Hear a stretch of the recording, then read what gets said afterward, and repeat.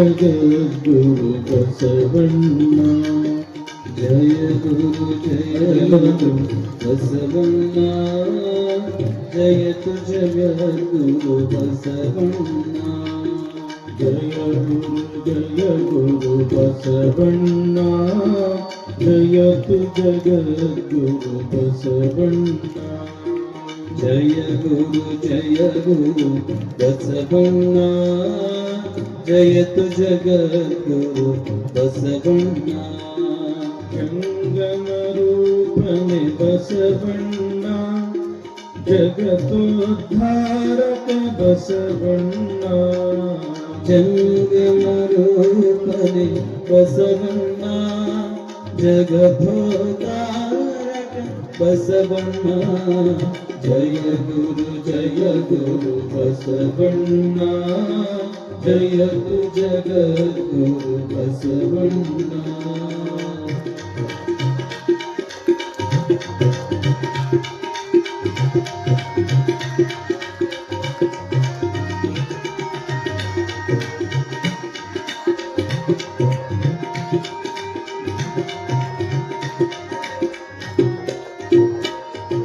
ಕಲ್ಯಾಣ ವಾಸನೆ ಬಸವಣ್ಣ, ಕಾರುಣ್ಯ ಮೂರ್ತಿ ಬಸವಣ್ಣ. ಕಲ್ಯಾಣ ವಾಸನೆ ಬಸವಣ್ಣ, ಕಾರುಣ್ಯ ಮೂರ್ತಿ ಬಸವಣ್ಣ. ಕಾಯಕ ಯೋಗಿಯೇ ಬಸವಣ್ಣ, ಕೈವಲ್ಯದಾತನೆ ಬಸವಣ್ಣ. ಕಾಯಕ ಯೋಗಿಯೇ ಬಸವಣ್ಣ, ಕೈವಲ್ಯದಾತನೆ ಬಸವಣ್ಣ. ಜಯ ಗುರು ಬಸವಣ್ಣ, ಜಯತು ಜಗದ್ಗುರು ಬಸವಣ್ಣ.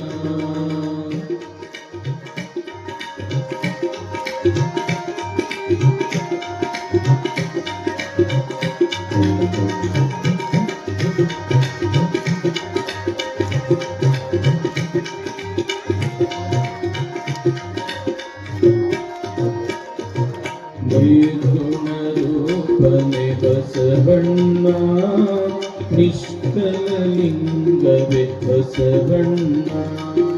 ನಿರ್ಗುಣ ರೂಪನೆ ಬಸವಣ್ಣ, ನಿಷ್ಕಲ ಲಿಂಗನೆ ಬಸವಣ್ಣ. ಅಕಾರ ದುಕಾರ ಮಕಾರ ಮೂಲದ ಓಂಕಾರ ನೀನೇ ಬಸವಣ್ಣ. ಅಕಾರ ಮಕರ ಮೂಲ ಓಂಕಾರ ನೀನೇ ಬಸವಣ್ಣ. ಜಯ ಗುರು ಬಸವಣ್ಣ, ಜಯತು ಜಗದ್ಗುರು ಬಸವಣ್ಣ.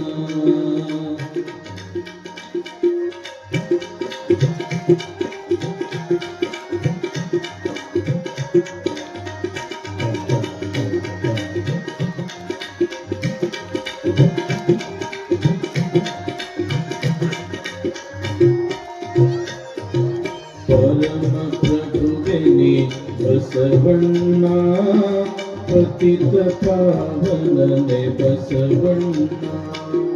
ಪರಮ ಪ್ರಭುವಿನಿ ಬಸವಣ್ಣ, ಪತಿತ ಪಾವನನೆ ಬಸವಣ್ಣ. ಭಕ್ತರ ಪ್ರಾಣನೆ ಬಸವಣ್ಣ, ಭವ ಭಯ ತಾರಕ ಬಸವಣ್ಣ. ಭಕ್ತರ ಪ್ರಾಣನೆ ಬಸವಣ್ಣ, ಭವ ಭಯ ತಾರಕ ಬಸವಣ್ಣ. ಜಯ ಗುರು ಬಸವಣ್ಣ, ಜಯತು ಜಗದ್ಗುರು ಬಸವಣ್ಣ.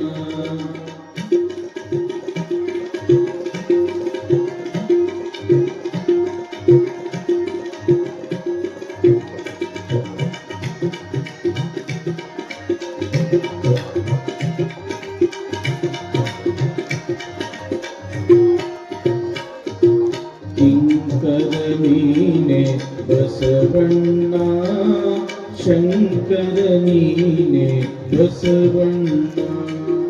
ಕಿಂಕರ ನೀನೆ ಬಸವಣ್ಣ ಶಂಕರ ನೀನೆ ಬಸವಣ್ಣ ಮಂಕುಮಾನವರ ಮಗವನು ಹರಿಸಿದ ಮಹಾದೇವ ನೀನೆ ಬಸವಣ್ಣ ಮಂಕುಮಾನವರ ಮಗವನು ಹರಿಸಿದ ಮಹಾದೇವ ನೀನೆ ಬಸವಣ್ಣ ಜಯ ಗುರು ಬಸವಣ್ಣ ಜಯತು ಜಗದ್ಗುರು ಬಸವಣ್ಣ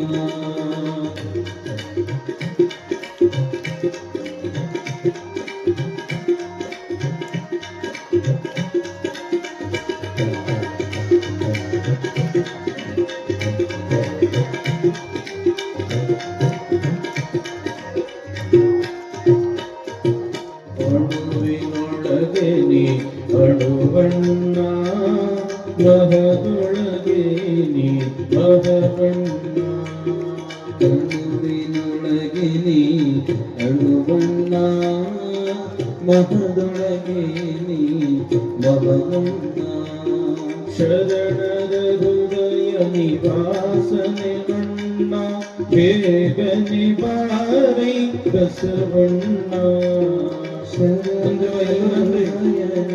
ವಾಸನೆಯನ್ನ ಬೇಗನೆ ಬಾರೆ ಬಸವಣ್ಣ ಸಾಂಬ ಸದಾ ಶಿವ ಸಾಂಬ ಶಿವ ಸಾಂಬ ಸದಾ ಶಿವ ಸಾಂಬ ಶಿವ ಸಾಂಬ ಸದಾ ಶಿವ ಸಾಂಬ ಶಿವ ಸಾಂಬ ಸದಾ ಶಿವ ಸಾಂಬ ಶಿವ ಶಿವನೇ ಬಸವ ಬಸವ ಶಿವನೇ ಶಿವನೇ ಬಸವ ಬಸವ ಶಿವನೇ ಶಿವಲಿಂಗೇಶನೇ ಸಾಂಬ ಶಿವ ಶಿವಲಿಂಗೇಶನೇ ಸಾಂಬ ಶಿವ ಸಾಂಬ ಸದಾ ಶಿವ ಸಾಂಬ ಶಿವ ಸಾಂಬ ಸದಾ ಶಿವ ಸಾಂಬ ಶಿವ ಸರ್ವ ಸದಾ ಸಾಂಬ ಶಿವ ಸಾಂಬ ಸದಾ ಶಿವ ಸಾಂಬ ಶಿವ ಶಿವನೇ ಬಸವ ಬಸವ ಶಿವನೇ ಶಿವನೇ ಬಸವ ಬಸವ ಶಿವನೇ ಶಿವಲಿಂಗೇಶನೇ ಸಾಂಬ ಶಿವ ಶಿವಲಿಂಗೇಶನೇ ಸಾಂಬ ಶಿವ ಸಾಂಬ ಸದಾ ಶಿವ ಸಾಂಬ ಶಿವ ಸಾಂಬ ಸದಾ ಶಿವ ಸಾಂಬ ಶಿವ ಸಾಂಬ ಸದಾ ಶಿವ ಸಾಂಬ ಶಿವ ಸಾಂಬ ಸದಾ ಶಿವ ಸಾಂಬ ಶಿವ ಸಾಂ ಶಿವ ಓಂ ಶಿವ ಸಾಂ ಶಿವ ಓಂ ಶಿವ ಸಾಂ ಶಿವ ಓಂ ಶಿವ ಸಾಂ ಶಿವ ಓಂ ಶಿವ ಸಾಂ ಶಿವ ಓಂ ಶಿವ ಸಾಂ ಶಿವ ಓಂ ಶಿವ ಸಾಂ ಶಿವ ಓಂ ಶಿವ ಸಾಂ ಶಿವ ಓಂ ಶಿವ ಸಾಂ ಶಿವ ಓಂ ಶಿವ ಸಾಂ ಶಿವ ಓಂ ಶಿವ ಸಾಂ ಶಿವ ಓಂ ಶಿವ ಸಾಂ ಶಿವ ಓಂ ಶಿವ ಸಾಂ ಶಿವ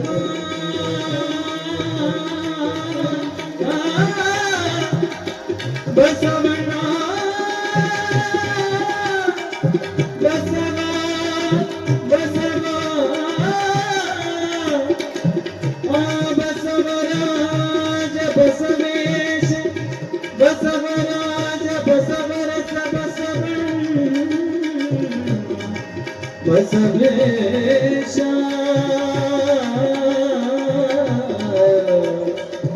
ಬಸವ ಬಸವರಾಜ ಬಸವಣ್ಣ ಬಸವ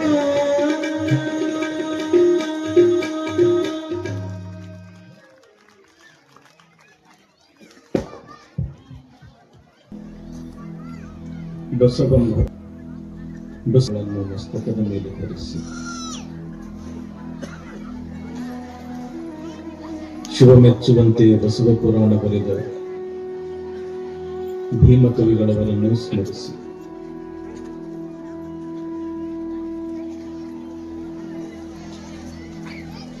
ಈ ನಾಡಿನ ನೆಲಜಲವನ್ನ ಅತ್ಯಂತ ಪವಿತ್ರಗೊಳಿಸಿರತಕ್ಕಂತಹ ಮಹಾನ್ ತಪಸ್ವಿ ಕಾಮಧೇನು ಕಲ್ಪವೃಕ್ಷವಾಗಿ ಚಿಂತಿಸಿದವರ ಚಿಂತಾಮಣಿಯಾಗಿ ತವನಿಧಿಯಾಗಿ ಈ ನಾಡನ್ನ ಸಲಹಿರ್ತಕ್ಕಂಥ ಶ್ರೀ ಗುರು ಶಿವಲಿಂಗೇಶ್ವರರನ್ನು, ಶರಣ ಶಿವಲಿಂಗೇಶ್ವರರನ್ನು, ಗುರುಶಾಂತೇಶ್ವರರನ್ನು ಸ್ಮರಣೆ ಮಾಡಿ ನಮ್ಮೂರಿನ ಅತ್ಯಂತ ಪವಿತ್ರ ಮತ್ತು ಜಾಗೃತ ಕ್ಷೇತ್ರ ಸಂಗಮೇಶ್ವರ ಖಂಡೇಶ್ವರ ದೇವಸ್ಥಾನ ಬೇಡಿದವರ ಇಷ್ಟಾರ್ಥಗಳನ್ನು ಪೂರೈಸತಕ್ಕಂಥ ಒಂದು ಅವಿಮುಕ್ತ ಕ್ಷೇತ್ರ. ಈ ದೇವಸ್ಥಾನದ ನೂತನವಾಗಿ ನಿರ್ಮಿಸಲ್ಪಟ್ಟ ಮಹಾದ್ವಾರದ ಲೋಕಾರ್ಪಣೆ, ಕಳಶಾರೋಹಣ, ಅಕ್ಕ ಮಹಾದೇವಿ ಮತ್ತು ನಂದೀಶ್ವರ ಮೂರ್ತಿಯ ಪ್ರಾಣ ಪ್ರತಿಷ್ಠಾಪನೆ ಕಾರ್ಯಕ್ರಮದ ನಿಮಿತ್ತವಾಗಿ ಬಸವ ಪುರಾಣ ಇವತ್ತು ನಮ್ಮೆಲ್ಲರಿಗೂ ಆಶೀರ್ವಾದವನ್ನು ಮಾಡಲು ನಮ್ಮ ಶಹಪುರ ಫಕೀರೇಶ್ವರ ಮಠದ ಪರಮ ಪೂಜ್ಯ ಶ್ರೀಮನ್ ನಿರಂಜನ ಪ್ರಣವ ಸ್ವರೂಪ ಗುರುಪಾದ ಮಹಾಸ್ವಾಮಿಗಳವರು ಆಗಮಿಸಿದ್ದಾರೆ. ಅವರು ಕೂಡ ಇಲ್ಲಿಯವರೇ, ನಾವು ಕೂಡ ಇಲ್ಲಿಯವರೇ. ಅವರು ಒಂದು ಪಟ್ಟದ ಮಠಕ್ಕೆ ಉತ್ತರಾಧಿಕಾರಿಗಳಾಗಿ ಒಂದು ವಿರಕ್ತ ಮಠದ ಅಧಿಕಾರವನ್ನು ವಹಿಸಿಕೊಂಡವರು. ನಾವು ಕೂಡ ಪಟ್ಟದ ಮಠದ ಅಧಿಕಾರಿಗಳಾಗಿ ವಿರಕ್ತ ಮಠದ ಅಧಿಕಾರವನ್ನು ವಹಿಸಿಕೊಂಡವರು. ನಮ್ಮ ದೃಷ್ಟಿಯಲ್ಲಿ ಪಟ್ಟದ ಮಠ ವಿರಕ್ತ ಮಠ ಎಂತಕ್ಕಂಥ ಭೇದ ಇಲ್ಲವೇ ಇಲ್ಲ. ಅದು ಯಾರಿಗೂ ಕೂಡ ಇರಲೂಬಾರದು. ಯಾಕಂತಂದ್ರೆ ಸಮಾಜಕ್ಕೆ ಎರಡು ಕಣ್ಣುಗಳವೆಲ್ಲ.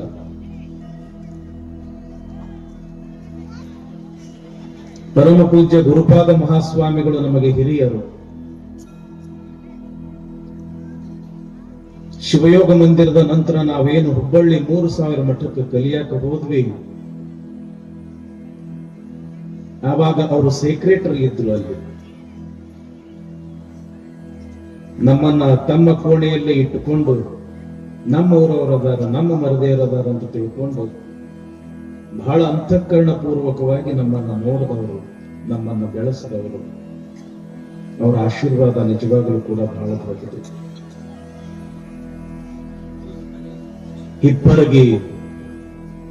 ಹಿಪ್ಪರ್ಗಿ ಗ್ರಾಮದ ಭಕ್ತರು, ಹಿಪ್ಪರ್ಗಿ ಗ್ರಾಮದ ಶಿಷ್ಯರು ಅಂತಂದ್ರೆ ಅವರಿಗೆ ಪಂಚಪ್ರಾಣ. ಯಾವಾಗಲೂ ಕೂಡ ನಮ್ಮವರು, ನನ್ನ ಜನ ಅಂತ ಬಹಳ ಅಭಿಮಾನದಿಂದ ಹೇಳ್ಕೊಳ್ಳೋರು.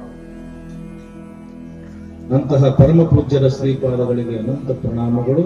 ಜೋರಾದ ಚಪ್ಪಾಳೆಯೊಂದಿಗೆ ಆ ಪರಮ ಪೂಜ್ಯರನ್ನು ನಾವು ಬರಮಾಡುತ್ತೇವೆ.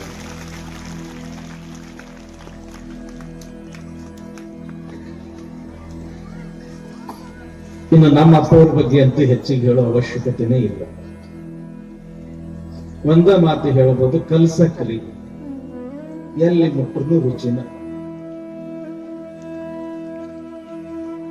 ಯಾವುದೇ ಕಾರ್ಯಕ್ರಮ ಇರಲಿ ಬಹಳ ಅತ್ಯಂತ ಪ್ರೀತಿಯಿಂದ ಅಭಿಮಾನದಿಂದ ಅದರಲ್ಲಿ ಭಾಗವಹಿಸಿ ಹೃದಯಾರೇ ನಗನಗತ ಆಶೀರ್ವಾದ ಮಾಡತಕ್ಕಂಥ ಪೂಜ್ಯರು ಅಂತಂದ್ರೆ ನಮ್ಮ ಅಭಿನವ ಶಿವಲಿಂಗ ಮಹಾಸ್ವಾಮಿಗಳು. ಸಣ್ಣ ವಯಸ್ಸಿನೊಳಗೆ ಬಹಳ ದೊಡ್ಡ ಮಠದ ಜವಾಬ್ದಾರಿ ಹೊತ್ಕೊಂಡವರು. ಆ ಜವಾಬ್ದಾರಿಯನ್ನ ಅಷ್ಟೇ ಸಮರ್ಥ ರೀತಿಯಲ್ಲಿ ಮುನ್ನಡೆಸಿಕೊಂಡು ಹೋಗ್ತಾ ಇರೋರು. ಅಂತಹ ಪರಮ ಪೂಜ್ಯರ ಶ್ರೀಪಾದಗಳನ್ನು ಅನಂತ ಪ್ರಣಾಮಗಳು. ಈ ಎಲ್ಲಾ ಕಾರ್ಯಕ್ರಮಗಳ ಅಧ್ಯಕ್ಷರಾಗಿರ್ತಕ್ಕಂಥ ನಮ್ಮವರೇ ಆದ ಶಟಸ್ಥಲ ಬ್ರಹ್ಮ ಶಾಂತವೀರ ಶಿವಾಚಾರ್ಯ ಮಹಾಸ್ವಾಮಿಗಳಿಗೂ ಕೂಡ ಅನಂತ ಪ್ರಣಾಮಗಳು. ನಮ್ಮ ಶಿವದೇವಿ ತಾಯಿಯವರು ಆಗಾಗ ಈ ಕಾರ್ಯಕ್ರಮಕ್ಕೆ ಆಗಮಿಸಿ ನಮ್ಗೆಲ್ಲರಿಗೂ ಕೂಡ ಆಶೀರ್ವಾದ ಮಾಡ್ತಾರೆ. ಆ ತಾಯಿಯವರಿಗೂ ಕೂಡ ಅನಂತ ಪ್ರಣಾಮಗಳು. ಕಲಾವಿದರೇ, ನಮ್ಮೂರಿನ ಎಲ್ಲ ಗುರು ಹಿರಿಯರೇ, ದೇವಸ್ಥಾನದ ಎಲ್ಲ ಪದಾಧಿಕಾರಿಗಳೇ, ಇವತ್ತು ನಮ್ಮ ಮುರುಮದಿಂದ ಆಗಮಿಸಿರ್ತಕ್ಕಂಥ ಅಲ್ಲಿಯ ಹಿರಿಯರೇ ಮತ್ತು ನಮ್ಮ ಶಿಷ್ಯರೇ, ಪರಸ್ಥಳದಿಂದ ಆಗಮಿಸಿರ್ತಕ್ಕಂತಹ ಸದ್ಭಕ್ತ ಶ್ರೇಷ್ಠರು, ಶರಣರೇ, ತಾಯಂದಿರೇ, ಮಕ್ಕಳೇ, ತಮ್ಮೆಲ್ಲರಿಗೂ ಶರಣು ಶರಣಾರ್ಥಿ. ಸರಿಯಾಗಿ ಕೇಳಬಾರ್ದು. ಶರಣು ಶರಣಾರ್ಥಿರಿಪ್ಪ. ಇವತ್ತು ನೋಡ್ರಿ ಎಂಥ ಭಾಗ್ಯ. ಯಾರು ಬರಕತ್ತಾರ ಈ ವೇದಿಕೆಗೆ ಅಂತಂದ್ರ ಹಾವೇರಿಯ ಸದಾಶಿವ ಮಹಾಸ್ವಾಮಿಗಳು ಆಗಮಿಸ್ತಾ ಇದ್ದಾರೆ. ಜೋರಾದ ಚಪ್ಪಾಳೆಯೊಂದಿಗೆ ಅವರನ್ನ ನಾವು ಬರಮಾಡಿಕೊಳ್ಳೋಣ. ಸದಾ ಹಸನ್ಮುಖಿಗಳಾಗಿ ಸಮಾಜದ ಎಲ್ಲಾ ಕಾರ್ಯಕ್ರಮಗಳಲ್ಲಿ ಪಾಲ್ಗೊಂಡು ಆಶೀರ್ವಾದ ಮಾಡ್ತಾ ಹೆಚ್ಚಿನದಾಗಿ ಶಿವಯೋಗ ಮಂದಿರದ ಜವಾಬ್ದಾರಿಯನ್ನು ಹೊತ್ಕೊಂಡು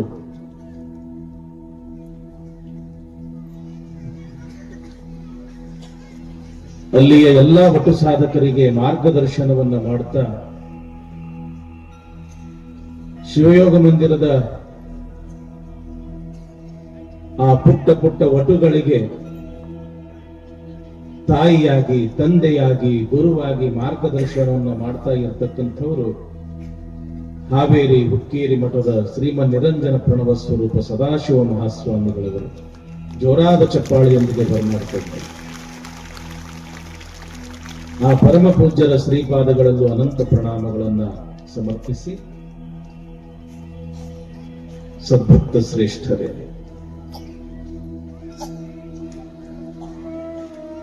ಅಳಿಸಂಕುಳವೇ, ಮಾಮರವೇ, ಬೆಳದಿಂಗಳೇ, ಕೋಗಿಲೆಯೇ, ನಿಮ್ಮೆಲ್ಲರ ಒಂದೊಂದು ಬೇಡುವೆ. ಎನ್ನೊಡೆಯ ಚೆನ್ನ ಮಲ್ಲಿಕಾರ್ಜುನನ ಕಂಡರೆ ಕರೆದು ತೋರಿಗೆ, ಕರೆದು ತೋರಿಗೆ.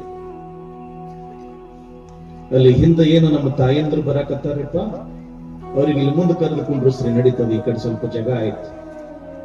ಯಾಕ ಅಂತಂದ್ರೆ ನಮ್ಮ ಈ ಕಾರ್ಯಕ್ರಮದೊಳಗ ದೊಡ್ಡ ಸಿಂಹ ಪಾಲು ಅಂತಂದ್ರೆ ನಮ್ಮ ತಾಯಂದರಿಗೆ ಸಿಂಹ ಪಾಲು.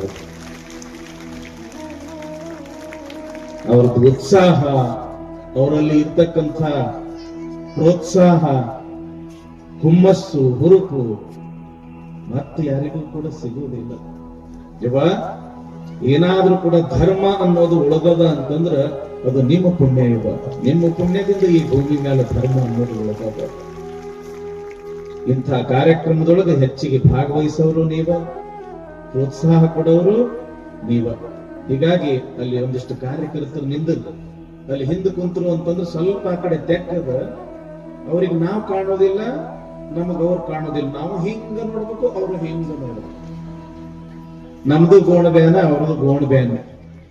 ಅದಕ್ಕೆ ತೊಂದರೆ ಆಗ್ಬಾರ್ದು. ಅದಕ್ಕೆ ಹೆಚ್ಚಿಗೆ ತಾಯಿಯಂದ್ರು ಬಂದ್ರ ಇಲ್ಲೇ ಪಕ್ಕದಾಗ ಕರೆದು ಕುಂಡ್ರಸ್ರಿ, ಯಾರು ಗಲಾಟೆ ಮಾಡಬೇಡ್ರಿ. ಇವತ್ತಿನ ಸಂದರ್ಭ ಬಹಳ ಅದ್ಭುತ ಅದ. ನೀವೆಷ್ಟು ಶಾಂತ ರೀತಿಯಿಂದ, ಸಮಾಧಾನದ ರೀತಿಯಿಂದ ಕೇಳ್ತೀರಿ, ನನಗಷ್ಟು ಹೇಳಕ ಒಂದು ಹುರುಪು ಬರ್ತದ. ಜಯ ನಮ ಪರಾಪತೆ ಶಿವ ಹರ ಹರ ಮಹಾದೇವ. ವಿಶ್ವಗುರು ಬಸವೇಶ್ವರ ಮಹಾರಾಜ ಕೀ, ಸಂಗಮೇಶ್ವರ ಮಹಾರಾಜ ಕೀ, ಖಂಡೇಶ್ವರ ಮಹಾರಾಜ ಕೀ. ಅಳಿಸಂಕುಳವೇ, ಮಾಮರವೇ, ಬೆಳದಿಂಗಳೇ, ಕೋಗಿಲಿಯೇ, ನಿಮ್ಮೆಲ್ಲರ ಒಂದೊಂದು ಬೇಡುವೆ. ಎನ್ನೊಡೆಯ ಚೆನ್ನ ಮಲ್ಲಿಕಾರ್ಜುನನ ಕಂಡರೆ ಕರೆದು ತೋರಿದೆ, ಕರೆದು ತೋರಿದೆ, ಕರೆದು ತೋರಿದೆ. ಉಡುತಡಿಯ ರಾಜನಾಗಿರ್ತಕ್ಕಂಥ ಕೌಶಿಕನ ಕಾಕದೃಷ್ಟಿ ಮಹಾದೇವಿಯ ಮೇಲೆ. ಎಂಥ ಸುಂದರಿ, ಎಂಥ ರೂಪವತಿ, ಎಂಥ ಚೆಲುವಿ. ಮಾಡ್ಕೊಂಡ್ರೆ ಇವಳನ್ನೇ ಮಾಡ್ಕೋಬೇಕು. ಮಹಾದೇವಿಯ ತಂದೆ ಒಪ್ಪಲಿಲ್ಲ. ಘೋರವಾಗಿರ್ತಕ್ಕಂಥ ಶಿಕ್ಷೆ ಅಂದ ರಾಜ. ನನ್ನಿಂದ ನನ್ನ ತಂದೆ ತಾಯಿಗೆ ತೊಂದರೆ ಆಗ್ಬಾರ್ದು ಅಂತ ಮದುವೆಗೆ ಒಪ್ಪಿಕೊಂಡಳು ನಮ್ಮದೇವಿ. ರಾಜನಿಗೆ 3 ಷರತ್ತುಗಳನ್ನ ವಿಧಿಸಿದಳು. ನನ್ನ ಮದುವೆ ಮಾಡ್ಕೊಳ್ತಿ ಅಂತಂದ್ರೆ ಒಂದು 100 ಷರತ್ತಾದ್ರೂ ಕೂಡ ನಾನು ನಡೆಸಿಕೊಡ್ತೀನಿ ಅಂತ ಹೇಳಂದ ರಾಜ. ಅದರ ಮಾತಿಗೆ ತಪ್ಪದ ಕೌಶಿಕ ಮಹಾರಾಜ. ನಸುಕಿನ ಜಾವದಲ್ಲಿ ಆನಂದದಿಂದ ಲಿಂಗ ಪೂಜೆಯಲ್ಲಿ ತಲ್ಲೀನರಾಗಿರ್ತಕ್ಕಂಥ ಮಹಾದೇವಿಯ ಮೇಲೆ ಬಲಾತ್ಕಾರ ಮಾಡಲಿಕ್ಕೆ ಬಂದ ರಾಜ ಕೌಶಿಕ. ಎಮ್ಮೆಗೊಂದು ಚಿಂತೆ, ಸಮಗಾರಗೊಂದು ಚಿಂತೆ, ಧರ್ಮಿಗೊಂದು ಚಿಂತೆ, ಕರ್ಮಿಗೊಂದು ಚಿಂತೆ ಅಂತ ಧಿಕ್ಕರಿಸಿದಳು ಕೌಶಿಕನನ್ನ. ನಿನ್ನಂಥ ಸಾಧ್ವಿಯನ್ನ ಕೆಣಕಿದ್ದು ಬಹಳ ದೊಡ್ಡ ತಪ್ಪಾತು ಅಂತ ತಿಳ್ಕೊಂಡು ಪಾದಕ್ಕೆ ಬಿದ್ದ ಯಾರು? ಕೌಶಿಕ ಮಹಾರಾಜ. ನಮ್ಮ ಸಂಸ್ಕಾರ ಸಂಸ್ಕೃತಿನೇ ಅಂಥದ್ದು. ಪ್ರಕೃತಿ ವಿಕೃತಿ ಸಂಸ್ಕೃತಿ ಅಂತ ಬರ್ತದ. ಒಂದು ಕಬ್ಬು ಅದನ್ನು ಸ್ವಾಭಾವಿಕವಾಗಿ ನಾವು ಏನು ತಿನ್ನುತ್ತೀವಿ ಅದು ಪ್ರಕೃತಿ. ಆ ಕಬ್ಬನ್ನ ಕೆಡಿಸಿ ಕೊಳಿಸಿ ಸೆರೆ ಸಿಂಧಿ ಮಾಡಿ ಕುಡಿತಾರಲ್ಲ ಅದು ವಿಕೃತಿ. ಅದೇ ಕಬ್ಬಿನ ಹಾಲನ್ನು ತೆಗೆದು ಒಂದಿಷ್ಟು ನಿಂಬಿ ಹುಳಿ ಹಾಕಿ ಶಿವ ಅಂತ ಆನಂದದಿಂದ ಕುಡಿತಾರಲ್ಲ ಅದು ಸಂಸ್ಕೃತಿ. ಒಂದು ಹಣ್ಣು ಅದ, ಆ ಹಣ್ಣನ್ನ ಸ್ವಾಭಾವಿಕವಾಗಿಯೇ ಸ್ವೀಕಾರ ಮಾಡೋದು ಅದು ಪ್ರಕೃತಿ. ಆ ಹಣ್ಣನ್ನ ಕೆಡಿಸಿ ಕೊಳಿಸಿ ಏನು ಬೀರು ಬ್ರ್ಯಾಂಡಿ ವಿಸ್ಕಿ ಮಾಡಿ ಕುಡಿತಾರಲ್ಲ ಅದು ವಿಕೃತಿ. ಈ ಹಣ್ಣು ಶಿವನ ಪ್ರಸಾದ ಅಂತ ತಿಳ್ಕೊಂಡು ಲಿಂಗಕ್ಕೆ ಅರ್ಪಣೆ ಮಾಡಿ ಏನು ಸ್ವೀಕಾರ ಮಾಡ್ತಾರಲ್ಲ ಅದು ಸಂಸ್ಕೃತಿ. ಹಾಗೆ ಒಂದು ಹೆಣ್ಣನ್ನ ಸ್ವಾಭಾವಿಕವಾಗಿ ತಾಯಿ ಇದ್ರೆ ತಾಯಿಯ ರೂಪದಲ್ಲಿ, ಸಹೋದರಿ ಇದ್ರೆ ಸಹೋದರಿಯ ರೂಪದಲ್ಲಿ, ಹೆಂಡತಿ ಇದ್ರೆ ಹೆಂಡತಿಯ ರೂಪದಲ್ಲಿ ಕಾಣೋದು ಅದು ಪ್ರಕೃತಿ. ಆದ್ರೆ ಅದೇ ಹೆಣ್ಣನ್ನ ಕೆಟ್ಟ ದೃಷ್ಟಿಯಿಂದ, ಕಾಕ ದೃಷ್ಟಿಯಿಂದ ನೋಡುವುದು ಅದು ವಿಕೃತಿ. ಆದ್ರೆ ಅದೇ ಹೆಣ್ಣನ್ನ ತನ್ನ ಸ್ವಂತ ತಾಯಿಯ ಹಾಗೆ ತಿಳ್ಕೊಳ್ಳೋದು ಅದು ನಮ್ಮ ಭಾರತೀಯ ಸಂಸ್ಕೃತಿಯದು. ಮಹಾದೇವಿಯನ್ನ ಕೆಣಕಿದ್ದ ಪಶ್ಚಾತ್ತಾಪ ಆತು.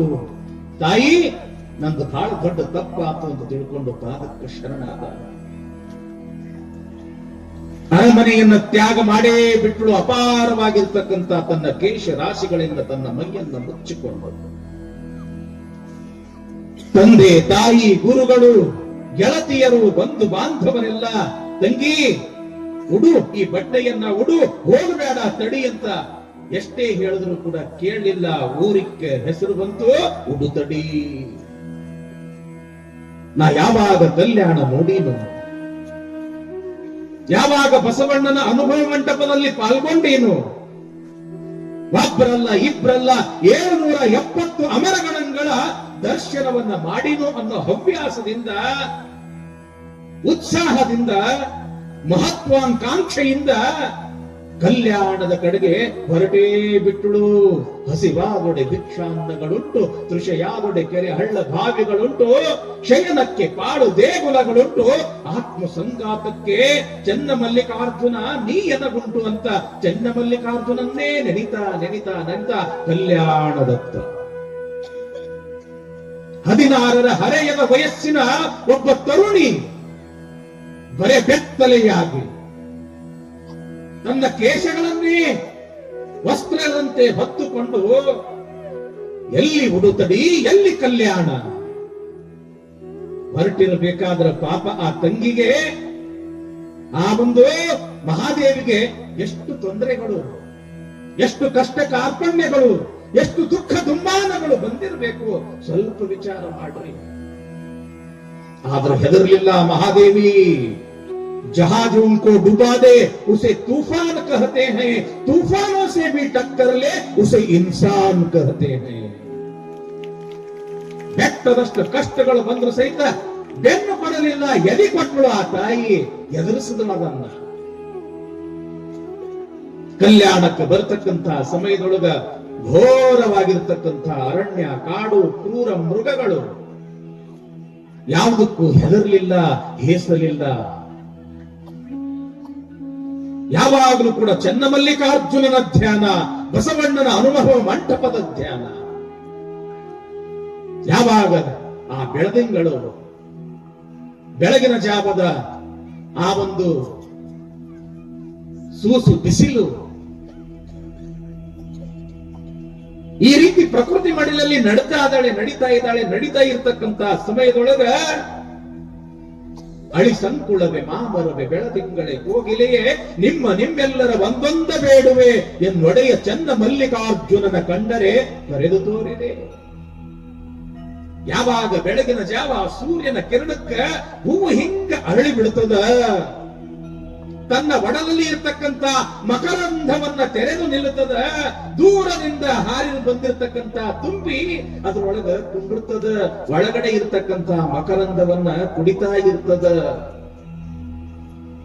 ಹೂವಿನಲ್ಲಿ ಇರ್ತಕ್ಕಂಥ ಮಕರಂಧವನ್ನು ಕುಡಿತಾ ಇರ್ತಕ್ಕಂಥ ದುಂಬಿಗೆ ಕೇಳ್ತಾಳ, ಅಳಿಸಂಕುಳವೇ, ಹೇ ದುಂಬಿಯೇ, ಯಾವ ರೀತಿಯಾಗಿ ನೀನು ಮಕರಂಧ ಪ್ರಿಯಳೋ ಭಕ್ತಿ ಪ್ರಿಯನನ್ನ ಕೂಡಲ ಚೆನ್ನ ಸಂಗಮ ದೇವ. ಚನ್ನಮಲ್ಲಿಕಾರ್ಜುನ ಆತ ಭಕ್ತಿ ಪ್ರಿಯ. ನೀ ಯಾವ ರೀತಿಯಾಗಿ ಮಕರಂಧ ಪ್ರಿಯಳೋ ಭಕ್ತಿ ಪ್ರಿಯನಾಗಿರ್ತಕ್ಕಂಥ ನನ್ನ ಚನ್ನಮಲ್ಲಿಕಾರ್ಜುನನನ್ನ ನೀ ನೋಡಿಯೇನು ದುಂಬಿಯೇ ಅಂತ ಆ ದುಂಬಿಗೆ ಕೇಳ್ತಾಳ, ಅಳಿಸಂಕುಳವೇ, ಮಾಮರವೇ.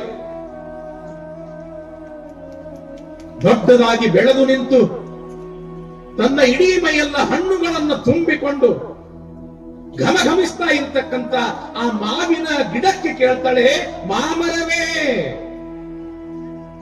ನೀನು ಯಾವ ರೀತಿಯಾಗಿ ಬಳಲಿ ಬಂದ ಜನರಿಗೆ ನೆರಳನ್ನ ಕೊಡ್ತೀಯೋ,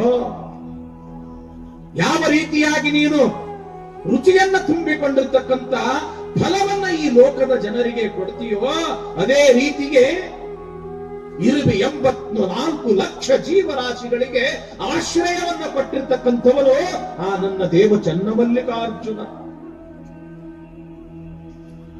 ಯಾವ ರೀತಿಯಾಗಿ ನೀನು ಫಲವನ್ನ ಕೊಡ್ತೀಯೋ ಹಾಗೆ ಮೋಕ್ಷ ಎಂಬತಕ್ಕಂಥ ಫಲವನ್ನ ಕೊಡತಕ್ಕಂಥವನು ನನ್ನ ಗಂಡ ಚನ್ನಮಲ್ಲಿಕಾರ್ಜುನ. ಹೇ ಮಾಮರವೇ, ನೀ ಏನಾದರೂ ಕೂಡ ನನ್ನ ಗಂಡ ಚನ್ನಮಲ್ಲಿಕಾರ್ಜುನನನ್ನ ನೋಡಿ ಬೆಳದಿಂಗಳೇ, ರಾತ್ರಿ ಹೊತ್ತು ತಂಪಾಗಿ ಚೆಲ್ಲಿರ್ತಕ್ಕಂಥ ಆ ಬೆಳದಿಂಗಳಿಗೆ ಕೇಳ್ತಾಳ, ಬೆಳದಿಂಗಳೇ, ಯಾವ ರೀತಿಯಾಗಿ ಜನರ ಮನಸ್ಸನ್ನ ಮುದಗೊಳಿಸಲು ರಾತ್ರಿ ಹೊತ್ತಿನಲ್ಲಿ ತಂಪಾಗಿರ್ತಕ್ಕಂಥ ಬೆಳಕನ್ನ ಕೊಡತಕ್ಕಂಥ ಬೆಳದಿಂಗಳೇ, ನನ್ನ ಗಂಡನು ಕೂಡ ಇಡೀ ಪ್ರಪಂಚದ ಜನರಿಗೆ ಶಾಂತಿ ನೆಮ್ಮದಿ ಎಂಬತಕ್ಕಂಥ ಸಮಾಧಾನ ಎಂಬತಕ್ಕಂಥ ಬೆಳಕು ಕೊಡತಕ್ಕಂಥವನು ನೀ ಏನಾದರೂ ಕೂಡ ನನ್ನ ಗಂಡನನ್ನ ನೋಡಿಯೇನು, ಕೋಗಿಲೆಯೇ, ಕುಹು ಕುಹು ಕುಹು ನಾದವನ್ನ ಮಾಡ್ತಕ್ಕಂಥ ಕೋಗಿಲೆಯೇ, ಯಾವ ರೀತಿಯಾಗಿ ನೀನು ಸಂಗೀತ ಪ್ರಿಯಳೋ ನನ್ನ ಗಂಡನಾಗಿರ್ತಕ್ಕಂಥ ಚನ್ನಮಲ್ಲಿಕಾರ್ಜುನ ಓಂಕಾರ ಪ್ರಿಯ, ಓಂಕಾರ ಪ್ರಿಯ. ಅಂಥ ಓಂಕಾರ ಪ್ರಿಯನಾಗಿರ್ತಕ್ಕಂಥ ನನ್ನ ಗಂಡನನ್ನ ಅಂದ್ರೆ ನನ್ನ ದೇವರನ್ನ ನೀ ನೋಡಿ ಏನು ಅಂತ ತಿಳ್ಕೊಂಡು ಎಲ್ಲ ಪ್ರಕೃತಿಯ ಆ ಪ್ರತಿಯೊಂದು ವಸ್ತುಗಳಿಗೂ ಕೂಡ ಕೇಳ್ತಾ ಕೇಳ್ತಾ ಆ ಪರಮಾತ್ಮನ ವಿರಹದಲ್ಲಿಯೇ ಅಂತೂ ಇಂತೂ ಮಹಾದೇವಿ ಕಲ್ಯಾಣಕ್ಕೆ ಬಂದೇ ಬಿಟ್ಟಳು. ಬಸವಣ್ಣನ ಕಲ್ಯಾಣಕ್ಕೆ ದೂರದಲ್ಲಿ ಕಲ್ಯಾಣದ ಪಟ್ಟಣ ನೋಡ್ತಾಳ, ಕೈ ಮುಗಿತಾಳ, ಹಣಿ ಹಚ್ಚಿ ಆ ಮಣ್ಣಿಗೆ ನಮಸ್ಕಾರ ಮಾಡ್ತಾಳ, ಕೈ ಜೋಡಿಸಿ ಹೇಳ್ತಾಳ, ಕಲ್ಯಾಣವೆಂಬುದಿನ್ನಾರಿಗೂ ಹೊಗಬಾರದು, ಆಶೆ ಅಳಿದವಂಗಲ್ಲದೆ ಕಲ್ಯಾಣವ ಹೊಗಬಾರದು. ಬಸವಣ್ಣ ಪಾದ ಇಟ್ಟ ಈ ಭೂಮಿ ಅತ್ಯಂತ ಪವಿತ್ರ ಕ್ಷೇತ್ರ. 770 ಅಮರ ಗಣಗಳು ಇರ್ತಕ್ಕಂಥ ಅವಿಮುಕ್ತ ಕ್ಷೇತ್ರ. ಈ ಕಲ್ಯಾಣ ಎಂಬತಕ್ಕಂಥದ್ದು ಎಲ್ಲರಿಗೂ ಕೂಡ ಸಿಗುವುದಿಲ್ಲ. 7 ಜನ್ಮದಲ್ಲಿ ಯಾರು ಪುಣ್ಯವನ್ನೇ ಮಾಡಿದ್ದಾರೆ ಅಂಥವರಿಗೆ ಸಿಗತಕ್ಕಂಥದ್ದು ಇದು ಬಸವಣ್ಣನ ಕಲ್ಯಾಣ. ಆಶೆ, ಆಮಿಷ, ರೋಷ, ದ್ವೇಷ ಇದ್ದವರಿಗೆ ಈ ಕಲ್ಯಾಣದಲ್ಲಿ ಕಾಲು ಇಡಲು ಯಾರಿಗೂ ಕೂಡ ಅವಕಾಶ ಇಲ್ಲ. ಯಾರ ಮನಸ್ಸು, ಯಾರ ಭಾವ ಭಯ, ಭಕ್ತಿ, ಆ ಒಂದು ವಿಶ್ವ ಪ್ರೇಮವನ್ನು ಒಳಗೊಂಡದೋ ಅಂಥವರಿಗೆ ಮಾತ್ರ ಈ ಕಲ್ಯಾಣದೊಳಗ ಪ್ರವೇಶ ಅಂತ ತಿಳ್ಕೊಂಡು, ಹೇ ಬಸವಣ್ಣ, ನಿನ್ನ ಈ ಪುಣ್ಯ ಭೂಮಿಯೊಳಗೆ ನಾನು ಬರ್ತಾ ಇದ್ದೀನಿ ಅಂತ ತಿಳ್ಕೊಂಡು ಆ ಭೂಮಿಗೆ ನಮಸ್ಕಾರ ಮಾಡಿ ಕಲ್ಯಾಣ ಪ್ರವೇಶ ಮಾಡೇ ಬಿಟ್ಟಳು ಮಹಾದೇವಿ. ಕಲ್ಯಾಣ ಪ್ರವೇಶ ಮಾಡುವಾಗ ನೋಡಿರಲ್ಲ, ಎಡಭಾಗದಲ್ಲಿ ಇರತಕ್ಕಂತ ಒಂದು ತ್ರಿಪುರಾಂತಕ ಕೆರೆ. ಆ ಕೆರೆಯಲ್ಲಿ ಬಿದ್ದಾಳ, ಸ್ನಾನವನ್ನ ಮಾಡ್ಯಾಳ. ಆನಂದದಿಂದ ಬೆಳಗಿನ ಜಾವ ಲಿಂಗ ಪೂಜೆಗೆ ಕುಳಿತುಕೊಂಡಿದ್ದಾಳೆ ಮಹಾದೇವಿ. ಇದನ್ನ ನೋಡಿರ್ತಕ್ಕಂತ ಒಬ್ಬ ಕಲ್ಯಾಣದ ಶರಣ ಓಡೋಡಿ ಓಡೋಡಿ ಅನುಭವ ಮಂಟಪಕ್ಕೆ ಬಂದ. ಅದೇ ಬೆಳಗಿನ ಜಾವದ ಒಂದು ಶಿವಾನುಭವ ಗೋಷ್ಠಿ ನಡೆದಿತ್ತು ಅನುಭವ ಮಂಟಪದೊಳಗ. ಶೂನ್ಯ ಪೀಠದ ಮೇಲೆ ಮಾಯೆಯನ್ನ ಗೆದ್ದಿರತಕ್ಕಂತ ಅಲ್ಲಮ ಪ್ರಭುದೇವರು, ಎಡಬಲಕ್ಕೆ ವಿಶ್ವಗುರು ಬಸವಣ್ಣ, ಅವಿರಳ ಜ್ಞಾನಿ ಚನ್ನ ಬಸವಣ್ಣ, ಸಿದ್ಧರಾಮ, ಒಬ್ರೇ ಇಬ್ರೇ 770 ಅಮರಗಣಗಳಿಂದ ತುಂಬಿತ್ತು ಬಸವಣ್ಣನ ಅನುಭವ ಮಂಟಪ. ಶರಣ ಓಡೋಡಿ ಬಂದ, ಬಸವಣ್ಣವರಿಗೆ ಕೈ ಮುಗಿದ. ಅಪ್ಪ ಬಸವಣ್ಣ, ನಮ್ಮ ಕಲ್ಯಾಣದ ಪುಣ್ಯ ಕೂಡಿ ಬಂದದ. ಯಾಕಪ್ಪ, ಏನಾತ? ಏನಿಲ್ಲ, ಉಡುತಡಿಯ ಮಹಾದೇವಿ ಕಲ್ಯಾಣಕ್ಕೆ ಬಂದಾಳ. ಹಿರಿ ಹಿರಿ ಹಿಗ್ಗದ ಬಸವಣ್ಣ, ಉಡುತಡಿಯ ಮಹಾದೇವಿ ಕಲ್ಯಾಣಕ್ಕೆ ಬಂದಾಳ. ಎಂಥ ಪುಣ್ಯ, ಕಲ್ಯಾಣದ ಪುಣ್ಯ. ಹೋಗ್ರಿ, ಮೊದಲು ನನ್ನ ತಾಯಿಯನ್ನ ಕರ್ಕೊಂಡು ಬರ್ರಿ ಅಂತಾರ. ಯಾರು? ಬಸವಣ್ಣನವರು ಆ ಶರಣನಿಗೆ. ಇದನ್ನ ಕೇಳ್ತಾ ಇರತಕ್ಕಂತ ಅಲ್ಲಮ ಪ್ರಭುದೇವರು, ಏನು ಬಸವಣ್ಣ, ಏನದು ಸದ್ದು? ಯಪ್ಪ ಪ್ರಭುದೇವ್ರೆ, ನಮ್ಮ ಕಲ್ಯಾಣದ ಪುಣ್ಯ ಕೂಡಿ ಬಂದದ. ಉಡುತಡಿಯ ಮಹಾದೇವಿ ಕಲ್ಯಾಣಕ್ಕೆ ಬಂದಾಳಂತ. ಅದಕ್ಕ ಆ ಮಹಾದೇವಿಯನ್ನ ಈ ಅನುಭವ ಮಂಟಪಕ್ಕೆ ಕರ್ಕೊಂಡು ಬರ್ರಿ ಅಂತ ನಾನು ಹೇಳಕತ್ತೀನಿ. ತಾಳು ಬಸವಣ್ಣ, ತಾಳು. ಮಹಾದೇವಿ ಈ ಅನುಭವ ಮಂಟಪಕ್ಕೆ ಬರಬೇಕಾಗಿತ್ತು ಅಂತಂದ್ರ ಒಂದು ಪರೀಕ್ಷೆಯಾಗಬೇಕು. ಆ ಪರೀಕ್ಷೆಯೊಳಗ ಮಹಾದೇವಿ ಗೆದ್ರು, ಈ ಅನುಭವ ಮಂಟಪದೊಳಗ ಅವಳಿಗೆ ಸ್ಥಾನ.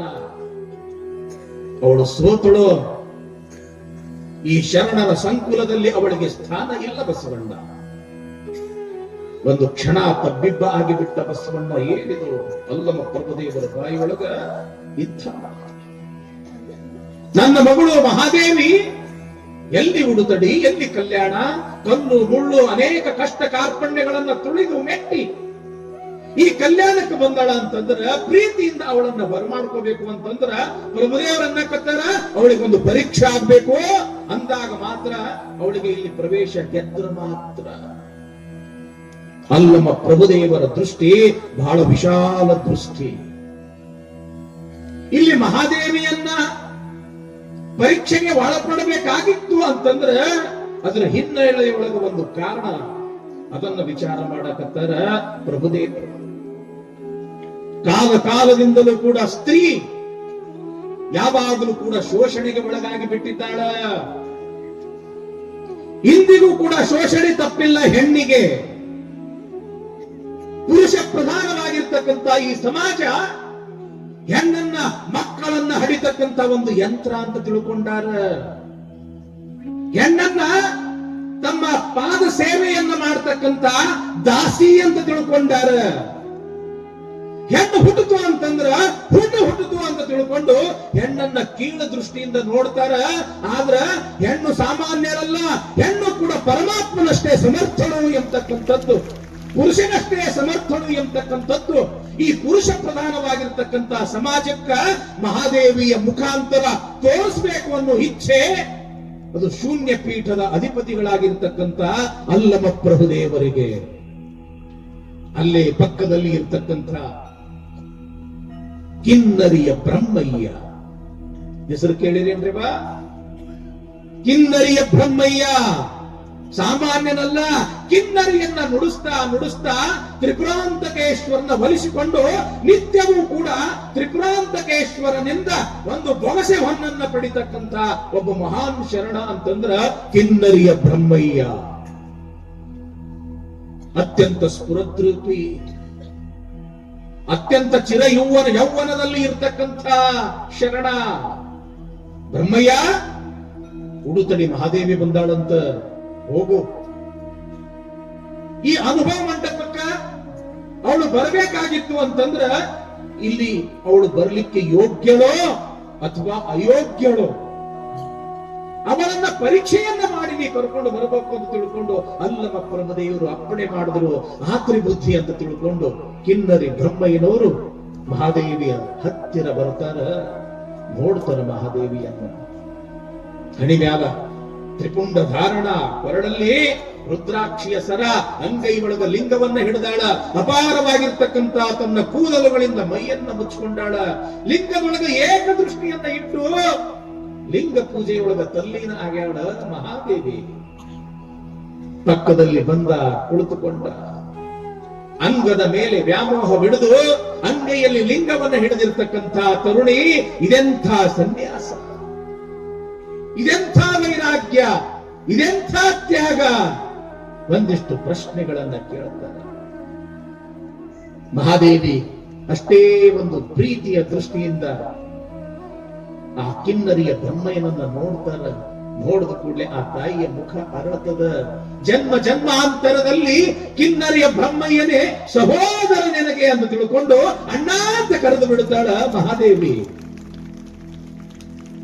ಯಾವಾಗ ಈ ಮಹಾದೇವಿಯ ಒಳಗಡೆ ಇರತಕ್ಕಂತ ಅಂತರ್ಭಾವ, ಆ ವೈರಾಗ್ಯವನ್ನ ಕಂಡುಕೊಂಡಿರ್ತಕ್ಕಂತ ಕಿನ್ನರಿ ಬ್ರಹ್ಮಯ್ಯನವರು, ಒಬ್ಬ ತಾಯಿ, ನೀ ನನಗ ತಾಯಿ, ಅನುಭವ ಮಂಟಪಕ್ಕೆ ಹೋಗುನು ಅಂತ ತಿಳ್ಕೊಂಡು ಮಹಾದೇವಿಯನ್ನ ಕರ್ಕೊಂಡು ಕಿನ್ನರಿ ಬ್ರಹ್ಮಯ್ಯನವರು ಅನುಭವ ಮಂಟಪಕ್ಕೆ ಬಂದೇ ಬಿಟ್ರು.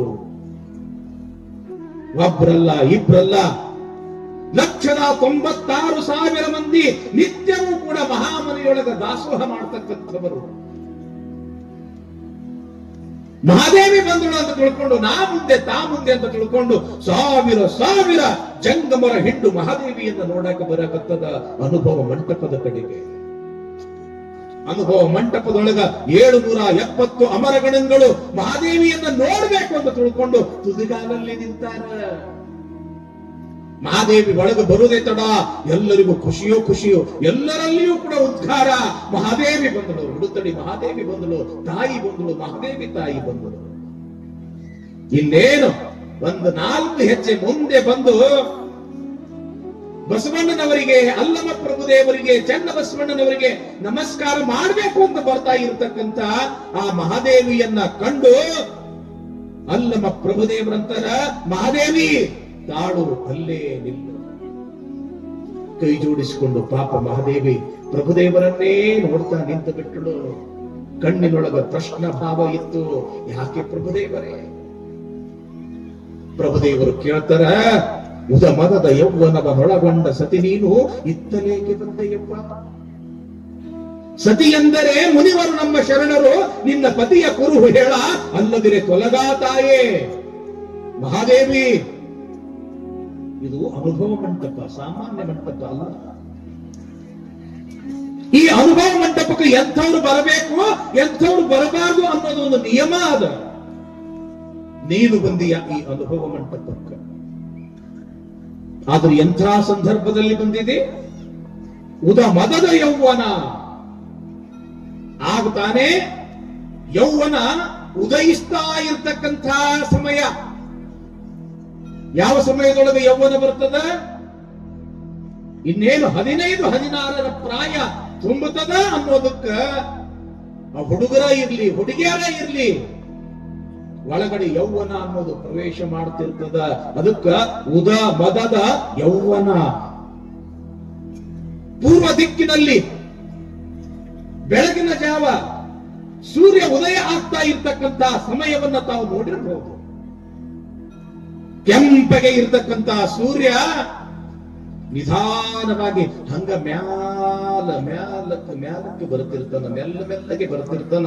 ಹಂಗ ಪ್ರಾಯ ಅನ್ನೋದು ಬಂತು ಅಂತಂದ್ರ ಒಳಗಡೆ ಇರ್ತಕ್ಕಂತ ಸುಪ್ತವಾಗಿರ್ತಕ್ಕಂತ ಇಂದ್ರಿಯಗಳು ಜಾಗೃತಗೊಳ್ತಕ್ಕಂತ ಒಂದು ಸಮಯಕ್ಕ ಉದ ಮದದ ಯೌವನ ಅಂತ ಕರೀತಾರೆ. ಉದ ಮದದ ಯೌವನ ಇದು ಒಳ್ಳೆಯದಕ್ಕೂ ಕೂಡ ಅವಕಾಶ, ಕೆಡಕ್ಕೂ ಕೂಡ ಅವಕಾಶ. ಯಾವಾಗ ಮನ್ಯಾಗ ಮಕ್ಕಳು 15-16 ವಯಸ್ಸಿಗೆ ಬರ್ತಾರೆ, ಹಡದವರಿಗೆ ಚಿಂತೆ ಶುರು ಆಗ್ತದ. ಮಕ್ಕಳು ವಯಸ್ಸಿಗೆ ಬಂದ್ರು, ಮಕ್ಕಳ ಮೇಲೆ ಒಂದಿಷ್ಟು ನಿಗಾ ಇಡಬೇಕು, ಮಕ್ಕಳ ಮೇಲೆ ಒಂದಿಷ್ಟು ದೃಷ್ಟಿ ಇಡಬೇಕು. ಯಾಕ?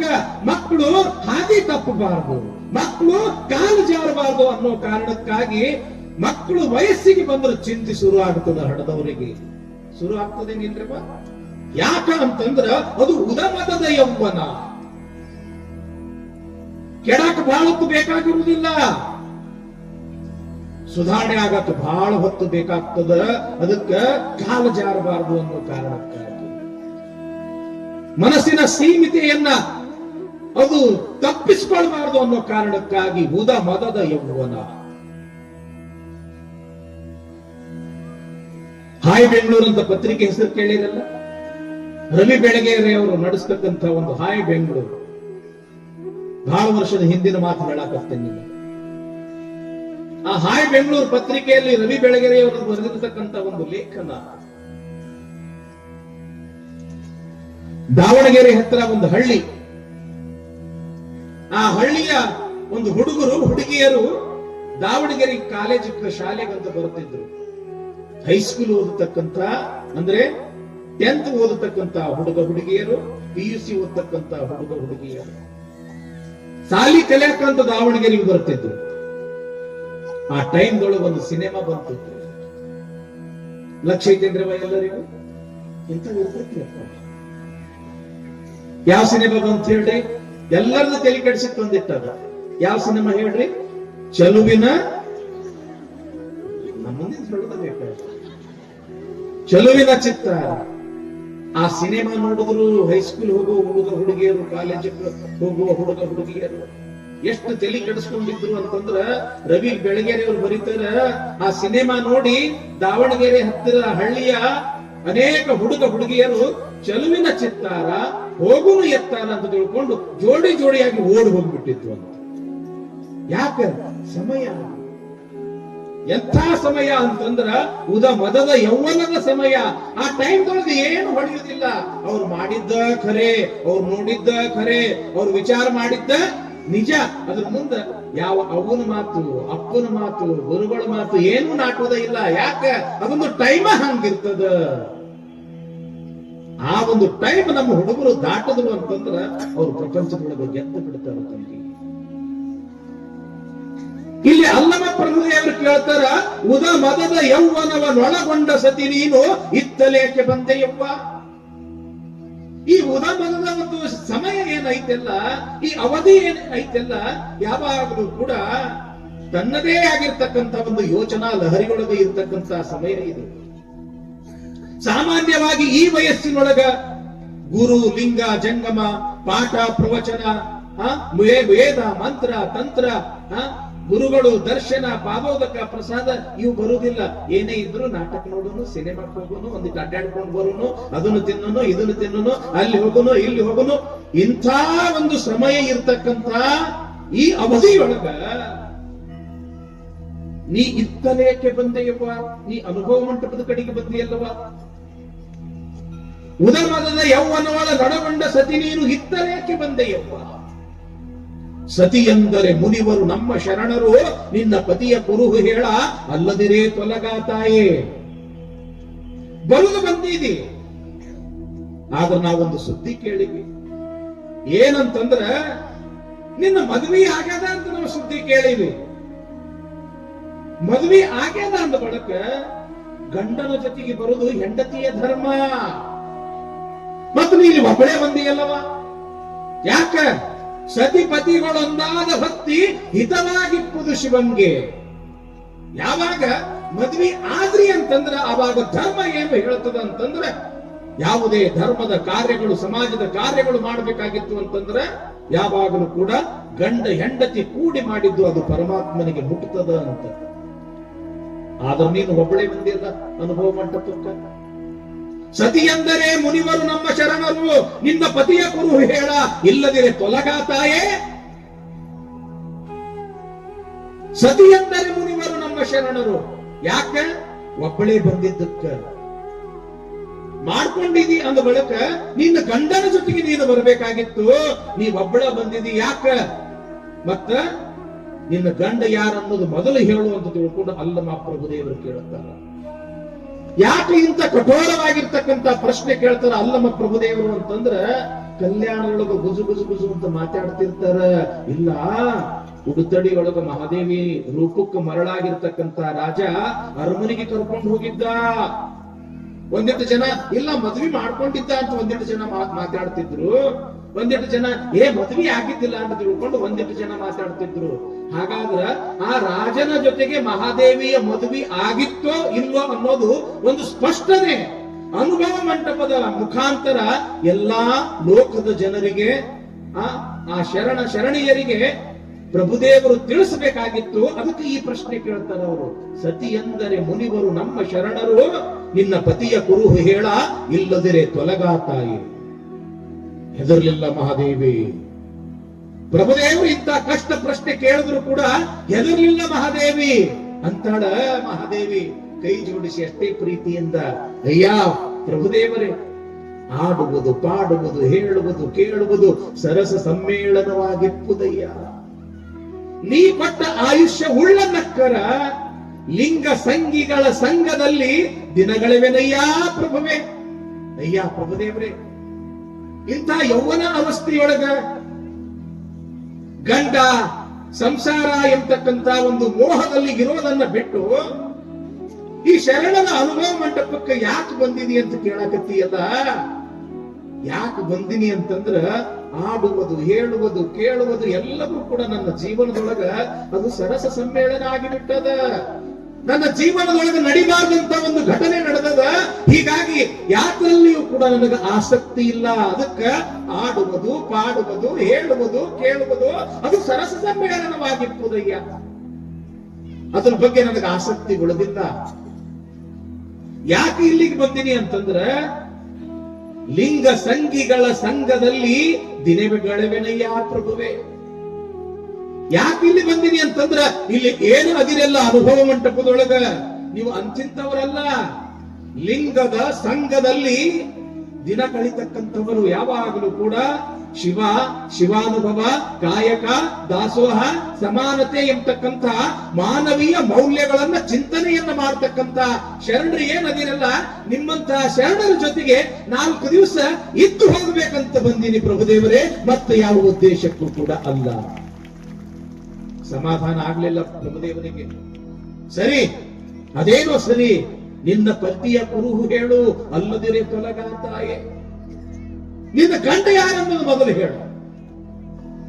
ನಿನ್ನ ಗಂಡ ಯಾರನ್ನೋದು ಮೊದಲು ಹೇಳು. ಹೇಳಿದ್ರೆ ಈ ಅನುಭವ ಮಂಟಪದೊಳಗೆ ನಿನಗೆ ಜಗ ಹೊರತು, ನೀನು ಹೇಳಿಲ್ಲ ಅಂತಂದ್ರ ಬಂದ ದಾರಿಗೆ ಸುಂಕ ಇಲ್ಲ ಅಂತ ತಿಳ್ಕೊಂಡು ನೀ ವಾಪಸ್ ಹೋಗು ಅಂತ ತಿಳ್ಕೊಂಡು ಪ್ರಭುದೇವರು ಹೇಳ್ತಾರ. ಆವಾಗ ನಿನ್ನ ಗಂಡ ಯಾರು ಅನ್ನೋದೇ ತಡ. ಜನ್ಮ ಜನ್ಮಾಂತರದ ಎಲ್ಲಾ ಒಂದು ಘಟನೆಗಳು ಮಹಾದೇವಿಗೆ ನೆನಪಾಗಿ ಬಿಟ್ಟು ಅಂತ ಅದಕ್ಕೆ ಹೇಳ್ತಾಳ. ನನ್ನ ಗಂಡ ಯಾರು ಅಂತಂದ್ರ ಪ್ರಭುದೇವರೇ. ಹರನೇ ನೀ ಎನಗೆ ಗಂಡನಾಗಬೇಕೆಂದು ಅನಂತ ಕಾಲ ತಪಸಿದ್ದೆ ನೋಡ. ಹಸೆಯ ಮೇಲನ್ನ ಮಾತ ಬೆಸಗೊಳ್ಳಲಟ್ಟಿದರೆ ಶಶಿಧರನ ಹತ್ತಿರಕ್ಕೆ ಕಳುಹಿದರು ಎಂಬವರು.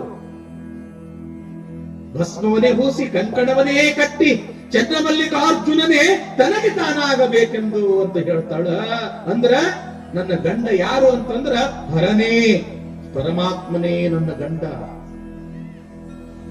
ಆ ಪರಮಾತ್ಮನನ್ನ ನನ್ನ ಗಂಡನಾಗಿ ನಾನು ಪಡ್ಕೊಳ್ಬೇಕಾದ್ರ ಅಷ್ಟಿಷ್ಟಲ್ಲ, ಅನಂತ ಕಾಲ ತಪಸಿದ್ದೆ ನೋಡ.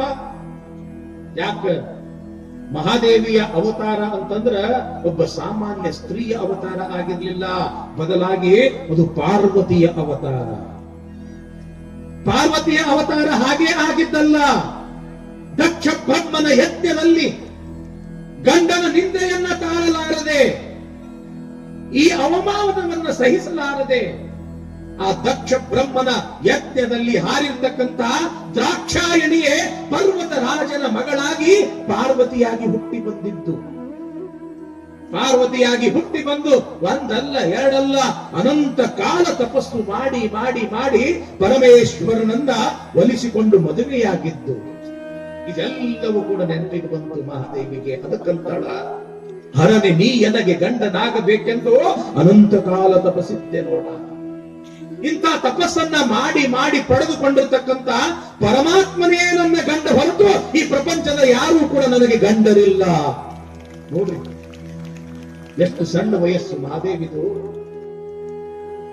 ಇಂಥ ಸಣ್ಣ ವಯಸ್ಸಿನಲ್ಲಿ ಎಂಥ ಧೈರ್ಯ, ಅನುಭವ ಮಂಟಪದಲ್ಲಿ ನಾನಾ ಎಂತಕ್ಕಂತ ಶರಣೆಯರ ಎದುರುಗಡೆ ಎಂತ ಅನುಭವ ಪೂರ್ಣವಾಗಿರ್ತಕ್ಕಂಥ ಉತ್ತರಗಳನ್ನ ಹೇಳ್ತಾ ಇದ್ದಾಳೆ ಮಹಾದೇವಿ. ಯಾವಾಗ ಹೀಗೆ ಹೇಳಿದಳು ಆವಾಗ ಪ್ರಭುದೇವರು ಇಷ್ಟಕ್ಕೆ ಸುಮ್ಮನಾಗಲಿಲ್ಲ. ಇನ್ನೊಂದು ಪ್ರಶ್ನೆ ಕೇಳ್ತಾರ, ತಪ್ಪು ಭರಸಿ ಭರಟೆಯನೆಂಬುದು ಸತ್ಯವೇ? ತನು ಸೀರೆಯ ನಳಿದು ನಿರ್ವಾಣವಾದಲ್ಲಿ, ಮನದ ಭ್ರಾಂತು ನಿಶ್ಚಯವಾದಲ್ಲಿ, ಕೇಶವೆಂಬ ಸೀರೆ ಅಂಗಕ್ಕೆ ಮರೆಯಾಯಿತ್ತು, ಅಪಮಾನವೆಂತು ಹರಿಯಿತ್ತು, ಇದು ನಮ್ಮ ಗುಹೇಶ್ವರ ಲಿಂಗಕ್ಕೆ ಸಲ್ಲದ ವೇಷ. ಮಹಾದೇವಿ, ಪರಮಾತ್ಮನೇ ನನ್ನ ಗಂಡ ಅಂತ ಹೇಳ್ತೀನಿ, ನಿಜ ಆಯ್ತು, ನಾ ಒಪ್ಕೊಳ್ತೀನಿ. ಆದ್ರ ನಾನು ಒಂದು ಮಾತು ಕೇಳೀನಿ, ತಪ್ಪು ಭರಸಿ ಭರಟಿಹೆನೆಂಬುದು ಸತ್ಯವೇ? ಯಾವುದೋ ಒಬ್ಬ ರಾಜ ನಿನ್ನ ರೂಪಕ್ಕೆ ಮರಳಾಗಿ ನಿನ್ನನ್ನೇ ಮದುವೆ ಮಾಡ್ಕೋಬೇಕು ಅಂತ ಅರಮನೆಗೆ ಕರ್ಕೊಂಡು ಹೋದ ಅಂತ ಹೋಗಿರ್ತಕ್ಕಂತಹ ಸಂದರ್ಭದೊಳಗ ನಡೆಯಬಾರದ ಒಂದು ಘಟನೆ ನಡೀತು. ಆ ಘಟನೆಯಿಂದ ನೀನು ವಿಪರೀತ ಒತ್ತಡಕ್ಕೊಳಗಾಗಿ ಅಥವಾ ತ್ಯಾಗಿಯಾಗಿ ವಿರಾಗಿಯಾಗಿ ತನು ಸೀರೆಯ ನಳಿದು ನಿರ್ವಾಣವಾದಲ್ಲಿ, ಮನದ ಭ್ರಾಂತಿ ನಿಶ್ಚಯವಾದಲ್ಲಿ, ಕೇಶವೆಂಬ ಸೀರೆ ಅಂಗಕ್ಕೆ ಮರೆಯಾಗಿತ್ತು. ವೈರಾಗ್ಯ ಮೂರ್ತಿಯಾಗಿ ಹುಟ್ಟ ಬಟ್ಟೆಯನ್ನೆಲ್ಲ ತ್ಯಾಗ ಮಾಡಿ ನಿನ್ನ ಶರೀರವನ್ನ ಈ ಕೇಶ ಎಂಬತಕ್ಕಂತ ಕೂದಲುಗಳಿಂದ ಮುಚ್ಚಿಕೊಂಡು ಬಂದಿಯಲ್ಲ, ಇದು ಗುಹೇಶ್ವರ ಲಿಂಗಕ್ಕೆ ಸಲ್ಲದ ವೇಷ. ನೋಡ್ರಿ ಎಂಥ ಪ್ರಶ್ನೆ ಕೇಳ್ತಾರ. ಇದರ ಅರ್ಥ ಏನು ಅಂತಂದ್ರ, ರಾಜನ ಮನೆಯೊಳಗೆ ಇಂಥದೊಂದು ಘಟನೆ ನಡೀತು. ಆ ಘಟನೆಗೆ ನೀನು ವಿಮುಖನಾಗಿ ವಿರಾಗಿಯಾಗಿ ತ್ಯಾಗಿಯಾಗಿ ಹುಟ್ಟ ಬಟ್ಟೆಯನ್ನೆಲ್ಲ ಕಳೆದು ನಿನ್ನ ಅಪಾರವಾಗಿರ್ತಕ್ಕಂತಹ ಕೂದಲುಗಳಿಂದಲೇ ನೀ ಮೈ ಮುಚ್ಚಿಕೊಂಡು ಬಂದಿ ಎಂದು ಬಳಿಕ ಮೈ ಮ್ಯಾಲ ಇನ್ನೂ ನಿನಗ ವ್ಯಾಮೋಹ ಇದ್ದಂಗಾತಲ್ಲ, ಶರೀರದ ಮ್ಯಾಲ ನಿನ್ನಗ ಇನ್ನೂ ಮೋಹ ಇದ್ದಂಗಾತಲ್ಲ. ಯಾಕ? ಒಮ್ಮ ಹುಟ್ಟ ಬಟ್ಟೆಯನ್ನ ನೀ ತ್ಯಾಗ ಮಾಡಿದಿ ಅಂದ ಬಳಿಕ ಶರೀರದ ಮೇಲೆ ಮೋಹ ಇಲ್ಲ ಅಂತ ಅರ್ಥ. ತ್ಯಾಗ ಮಾಡಿರ್ತಕ್ಕಂತ ಬಟ್ಟೆಗಳನ್ನ ಬಿಟ್ಟು ಮತ್ತೆ ನೀ ಕೂದಲುಗಳಿಂದ ನಿನ್ನ ಮೈಯನ್ನು ಮುಚ್ಕೊಂಡಿ ಅಂದ ಬಳಿಕ ನಿನಗೆ ಶರೀರದ ಮೇಲೆ ಇನ್ನೂ ಮೋಹ ಐತಿಲ್ಲ. ಅಂದ್ರ ದೇಹ ಭಾವ ಅನ್ನೋದು ನಿನ್ನಲ್ಲಿ ಇನ್ನೂ ಕೂಡ ಐತಿಲ್ಲ, ದೇಹದ ಮೇಲೆ ಇನ್ನೂ ನಿನಗೆ ಪ್ರೇಮ ಅನ್ನೋದು ಐತಿಲ್ಲ ಅಂತ ತಿಳ್ಕೊಂಡು ಇಂಥ ಕಠೋರವಾಗಿರ್ತಕ್ಕಂಥ ಪ್ರಶ್ನೆ ಕೇಳ್ತಾರ. ಯಾವಾಗ ಪ್ರಭುದೇವರು ಇಂಥ ಪ್ರಶ್ನೆ ಕೇಳಿದ್ರು ಪಾಪ ಬಸವಣ್ಣನ ಆ ಹೃದಯ ಹಂಗ ಒಡೆದಂಗ ಆಗ್ಬಿಡುತ್ತಂತ. ಯಾಕ? ಪರವಧುವ ಮಹಾದೇವಿ ಎಂಬೇನು ಅಂತಾರ. ಯಾರು? ಬಸವಣ್ಣವರು. ಮಹಾದೇವಿ ಅಂತಂದ್ರೆ ಮಗಳು. ಬಸವಣ್ಣವರಿಗೆ ಮಹಾದೇವಿ ಅಂತಂದ್ರೆ ಅವಳೇ ನನ್ನ ಮಗಳು ಅಂತ ಬಹಳ ಅಂತಃಕರಣದಿಂದ ಪ್ರೀತಿಯಿಂದ ಹೇಳ್ತಕ್ಕಂಥ ಮಾತು ಬಸವಣ್ಣವರಿಗೆ. ಆದ್ರ ಪ್ರಭುದೇವರು ಇಂಥ ಪ್ರಶ್ನೆ ಕೇಳಕತ್ತಾರ ಈ ಮಹಾದೇವಿಗೆ. ಅಲ್ಲಿ ಒಬ್ಬ ರಾಜ ಅಪಮಾನ ಮಾಡ್ದ, ಬಲಾತ್ಕಾರ ಮಾಡ್ಲಿಕ್ಕೆ ಪ್ರಯತ್ನ ಮಾಡ್ದ. ಆ ಘಟನೆಯಿಂದ ಇವಳು ತ್ಯಾಗವನ್ನ ಮಾಡಿದಳು, ಹುಟ್ಟುಕೊಂಡಿರ್ತಕ್ಕಂಥ ಬಟ್ಟೆಯನ್ನು ಕೂಡ ತ್ಯಾಗ ಮಾಡಿದ ಬಳಿಕ ಮತ್ತೆ ಅವಳು ಮೈ ಮುಚ್ಚಿಕೊಂಡು ಬಂದಳು ಕೂದಲುಗಳಿಂದ. ಮೈ ಮುಚ್ಕೊಂಡಳ ಅಂತಂದ್ರ ಇಂದಿಗೂ ಕೂಡ ಅವಳಿಗೆ ಆ ದೇಹದ ಮ್ಯಾಲ ಮೋಹ ಇದ್ದಂಗಾತಲ್ಲ, ದೇಹ ಭಾವ ಇನ್ನೂ ಐತಲ್ಲ ಎಂಬತಕ್ಕಂತ ಒಂದು ಕಠೋರವಾಗಿರ್ತಕ್ಕಂತ ಪ್ರಶ್ನೆ ಕೇಳಿದಾಗ ಪಾಪ ಅಲ್ಲಿರ್ತಕ್ಕಂತ ಶರಣರ ಕಣ್ಣೊಳಗ ಹಂಗ ನೀರು ಬಂದುಬಿಟ್ಟು ಅಂತ ದುಃಖ ಅನಿಸ್ತಂತ, ಕೆಟ್ಟ ಅನಿಸ್ತಂತ. ಯಾಕ? ಎಂಥ ಕಠಿಣವಾಗಿರ್ತಕ್ಕಂತ ಪ್ರಶ್ನೆ ಕೇಳಕತ್ತಾರಲ್ಲ. ಬಟ್ಟಿಯನ್ನು ತ್ಯಾಗ ಮಾಡಿದಿ ನಿಜ, ಆದ್ರ ಕೂದಲುಗಳಿಂದ ಮೈಯರ ಯಾಕೆ ಮುಚ್ಚಿಕೊಂಡು ಬಂದಿ ಅಂತ ತಿಳ್ಕೊಂಡು ಕೇಳ್ತಾರಲ್ಲ. ಇದು ತುಂಬಿದ ಸಭೆಯೊಳಗೆ ಕೇಳ್ತಕ್ಕಂತ ಪ್ರಶ್ನೆ ಏನು ಅಂತ ತಿಳ್ಕೊಂಡು ಶರಣರೆಲ್ಲ ಬಜು ಮಾತಾಡಕತ್ತರಂತ. ಆವಾಗ ಪ್ರಭುದೇವರಂತರ ಸದ್ದು ಸದ್ದು ಸದ್ದು. ಇಂಥ ಪ್ರಶ್ನೆ ಕೇಳಿದ ನಂತರ ಮಹಾದೇವಿಯನ್ನು ಧೈರ್ಯ ಕುಂದಲಿಲ್ಲ. ಅಷ್ಟೇ ಧೈರ್ಯದಿಂದ ಹೇಳ್ತಾಳ, ಫಲ ಪಕ್ವವಾದಲ್ಲದೆ ಹೊರಗಣ ಸಿಪ್ಪೆ ಒಪ್ಪಗೆಡದು. ನೋಡಿ, ಮಹಾದೇವಿಯ ಜ್ಞಾನ ಎಂಥದ್ದು, ಮಹಾದೇವಿಯ ಉತ್ತರ ಎಂಥದ್ದು, ಮಹಾದೇವಿಯಲ್ಲಿ ಇರತಕ್ಕಂತ ಅರಿವು ಎಂಥದ್ದು. ಕೂದಲುಗಳಿಂದ ಮೈಯಾದ್ರೂ ಕೂಡ ಯಾಕೆ ಮುಚ್ಕೊಂಡು ಬಂದಿ ಅಂತ ತಿಳ್ಕೊಂಡು ಕೇಳಕತ್ತಾರಲ್ಲ, ಅದಕ್ಕೆ ಉತ್ತರ ಕೊಡ್ತಾಳ ಮಹಾದೇವಿ. ಫಲ ಪಕ್ವವಾದಲ್ಲದೆ ಒಳಗಣ ಹೊರಗಣ ಸಿಪ್ಪೆ ಒಪ್ಪಗೆಡದು. ಕಾಮನ ಮುದ್ರೆಯ ಕಂಡು ನಿಮಗೆ ನೋವಾದಿತೆಂದು ಆ ಭಾವದಿಂದ ಮುಚ್ಚಿದೆಯಲ್ಲದೆ ಕಾಡಬೇಡಿರಣ್ಣ ಚನ್ನಮಲ್ಲಿಕಾರ್ಜುನ ದೇವನ ಒಳಗಾಗಿದವಳ. ಎಂಥ ಉತ್ತರ ನೋಡಿ. ಕೂದಲಾದ್ರೂ ಕೂಡ ಯಾಕೆ ಮುಚ್ಕೊಂಡು ಬಂದಿ ಅಂತ ಹೇಳಿ ಕೇಳ್ತಿರಲ್ಲ ಪ್ರಭುದೇವರೇ. ಈಗ ಒಂದು ಹಣ್ಣು ಅದ, ಆ ಹಣ್ಣು ಪಕ್ವ ಆಗ್ಯದ ಅನ್ನೋದಕ್ಕೆ ಸಾಕ್ಷಿ ಏನು? ಮ್ಯಾಲಿರ್ತಕ್ಕಂತ ಸಿಪ್ಪಿ, ಹೌದಲ್ಲೇವಾ? ಈಗ ಒಂದು ಬಾಳೆ ಹಣ್ಣದ, ಅದು ಹಣ್ಣು ಆಗೈತಿ ಅಂತ ತಿಳ್ಕೊಂಡು ನಾವು ಹೆಂಗ್ ತಿಳ್ಕೊಳ್ತೀವಿ? ಮ್ಯಾಲಿನ ಸಿಪ್ಪಿ ಹಳದಿ ಆಯ್ತು, ಕೆಂಪಾಯ್ತು ಅಂತಂದ್ರ ಓಹೋ ಇದು ಪಕ್ವ ಆಗ್ಯದ. ಈಗೊಂದು ಮಾವಿನ ಹಣ್ಣದ, ಈಗೊಂದು ಮಾವಿನ ಹಣ್ಣದ, ಅದು ಪಕ್ವ ಆಗೈತಿ ಅನ್ನೋದಕ್ಕೆ ಏನು ನಿದರ್ಶನ? ಮ್ಯಾಲಿನ ಸಿಪ್ಪಿ ಏನಾಗಿರ್ತದ? ಬಣ್ಣ ಬಂದಿರ್ತದ, ಹಳದಿ ಬಣ್ಣ ಬಂದಿರ್ತದ, ಕೆಂಪು ಬಣ್ಣ ಬಂದಿರ್ತದ. ಎಲಿ ಆ ಸಿಪ್ಪಿಗೆ ಬಣ್ಣ ಬಂತು ಅಂತಂದ್ರೆ ಓಹೋ ಇದು ಪಕ್ವ ಆಗೈತಿ ಅಂತ ತಿಳ್ಕೊಂಡು ಹೆಂಗ ನಾವು ನಂಬುತ್ತೀವೋ, ಹೆಂಗ ತಿಳ್ಕೊಳ್ತೀವೋ, ಮತ್ತದು ಹೆಂಗ ಸತ್ಯ ಇರ್ತದೋ ಹಂಗ ಇಲ್ಲಿ ಮಹಾದೇವಿ ಹೇಳ್ತಾಳ, ಫಲಪಕ್ವವಾದಲ್ಲದೆ ಹೊರಗಣ ಸಿಪ್ಪೆ ಬಪ್ಪಗೆಡದು ಕಾಮನ ಮುದ್ರೆಯ ಕಂಡು ನಿಮಗೆ ನೋವಾದಿತೆಂದು ಆ ಭಾವದಿಂದ ಮುಚ್ಚಿದೆಯಲ್ಲದೆ ಕಾಡಬೇಡಿರಣ್ಣ ಚನ್ನ ಮಲ್ಲಿಕಾರ್ಜುನ ದೇವನ ಒಳಗಾಗಿದ ಬಡ. ಹಣ್ಣು ಪಕ್ವ ಆಗ್ಯದ ಅನ್ನೋದಕ್ಕೆ ಮ್ಯಾಲಿನ ಸಿಪ್ಪಿ ಹೆಂಗ ಒಂದು ದೃಷ್ಟಾಂತವೋ, ಒಂದು ನಿದರ್ಶನವೋ, ಹೆಂಗ ಒಂದು ಭರವಸೆಯೋ, ಹೇಗೆ ಒಂದು ಸತ್ಯವೋ, ನಾನು ಕೂಡ ಒಬ್ಬ ಮಹಾರಾಜನ ಮಹಾರಾಣಿಯಾಗಿ ಇರುವುದನ್ನ ಬಿಟ್ಟು ಆತನ ಎಲ್ಲಾ ಸುಖದ ಸುಪ್ಪತ್ತಿಗೆಯನ್ನೆಲ್ಲವನ್ನು ತ್ಯಾಗ ಮಾಡಿ ಆತನ ಅರಮನೆಯನ್ನೇ ತ್ಯಾಗ ಮಾಡಿ, ಅಷ್ಟೇ ಅಲ್ಲ ಹುಟ್ಟಿಕೊಂಡಿರ್ತಕ್ಕಂಥ ಬಟ್ಟೆಯನ್ನು ಕೂಡ ನಾ ತ್ಯಾಗ ಮಾಡಿನಿ ಅಂದ ಬಳಕ ನನ್ನ ಹತ್ರ ವೈರಾಗ್ಯ ಅನ್ನೋದು, ತ್ಯಾಗ ಅನ್ನೋದು ಅದು ಗಟ್ಟಿಗೊಂಡದ ಅಂತ ಪ್ರಭುದೇವರೇ ನೀವು ತಿಳ್ಕೊಳ್ಬೇಕು. ನಾನು ಕಚ್ಚಾ ಹಣ್ಣಲ್ಲ, ಪರಿಪಕ್ವವಾಗಿರ್ತಕ್ಕಂಥ ಹಣ್ಣು, ಅದು ಶಿವನಿಗೆ ಅರ್ಪಿತವಾಗಿರ್ತಕ್ಕಂಥ ಹಣ್ಣು ಅನ್ನೋದು ಅಂದ್ರ ವೈರಾಗ್ಯ ಎಂಬತಕ್ಕಂಥದ್ದು, ತ್ಯಾಗ ಎಂಬತಕ್ಕಂಥದ್ದು, ಶಿವಭಾವ ಎಂಬತಕ್ಕಂಥದ್ದು ನನ್ನ ಒಳಗ ಅದು ರುಚಿಗೊಂಡದ, ಪಕ್ವಗೊಂಡದ ಅನ್ನೋದನ್ನ ನೀವು ತಿಳ್ಕೋಬೇಕು ಪ್ರಭುದೇವರೇ.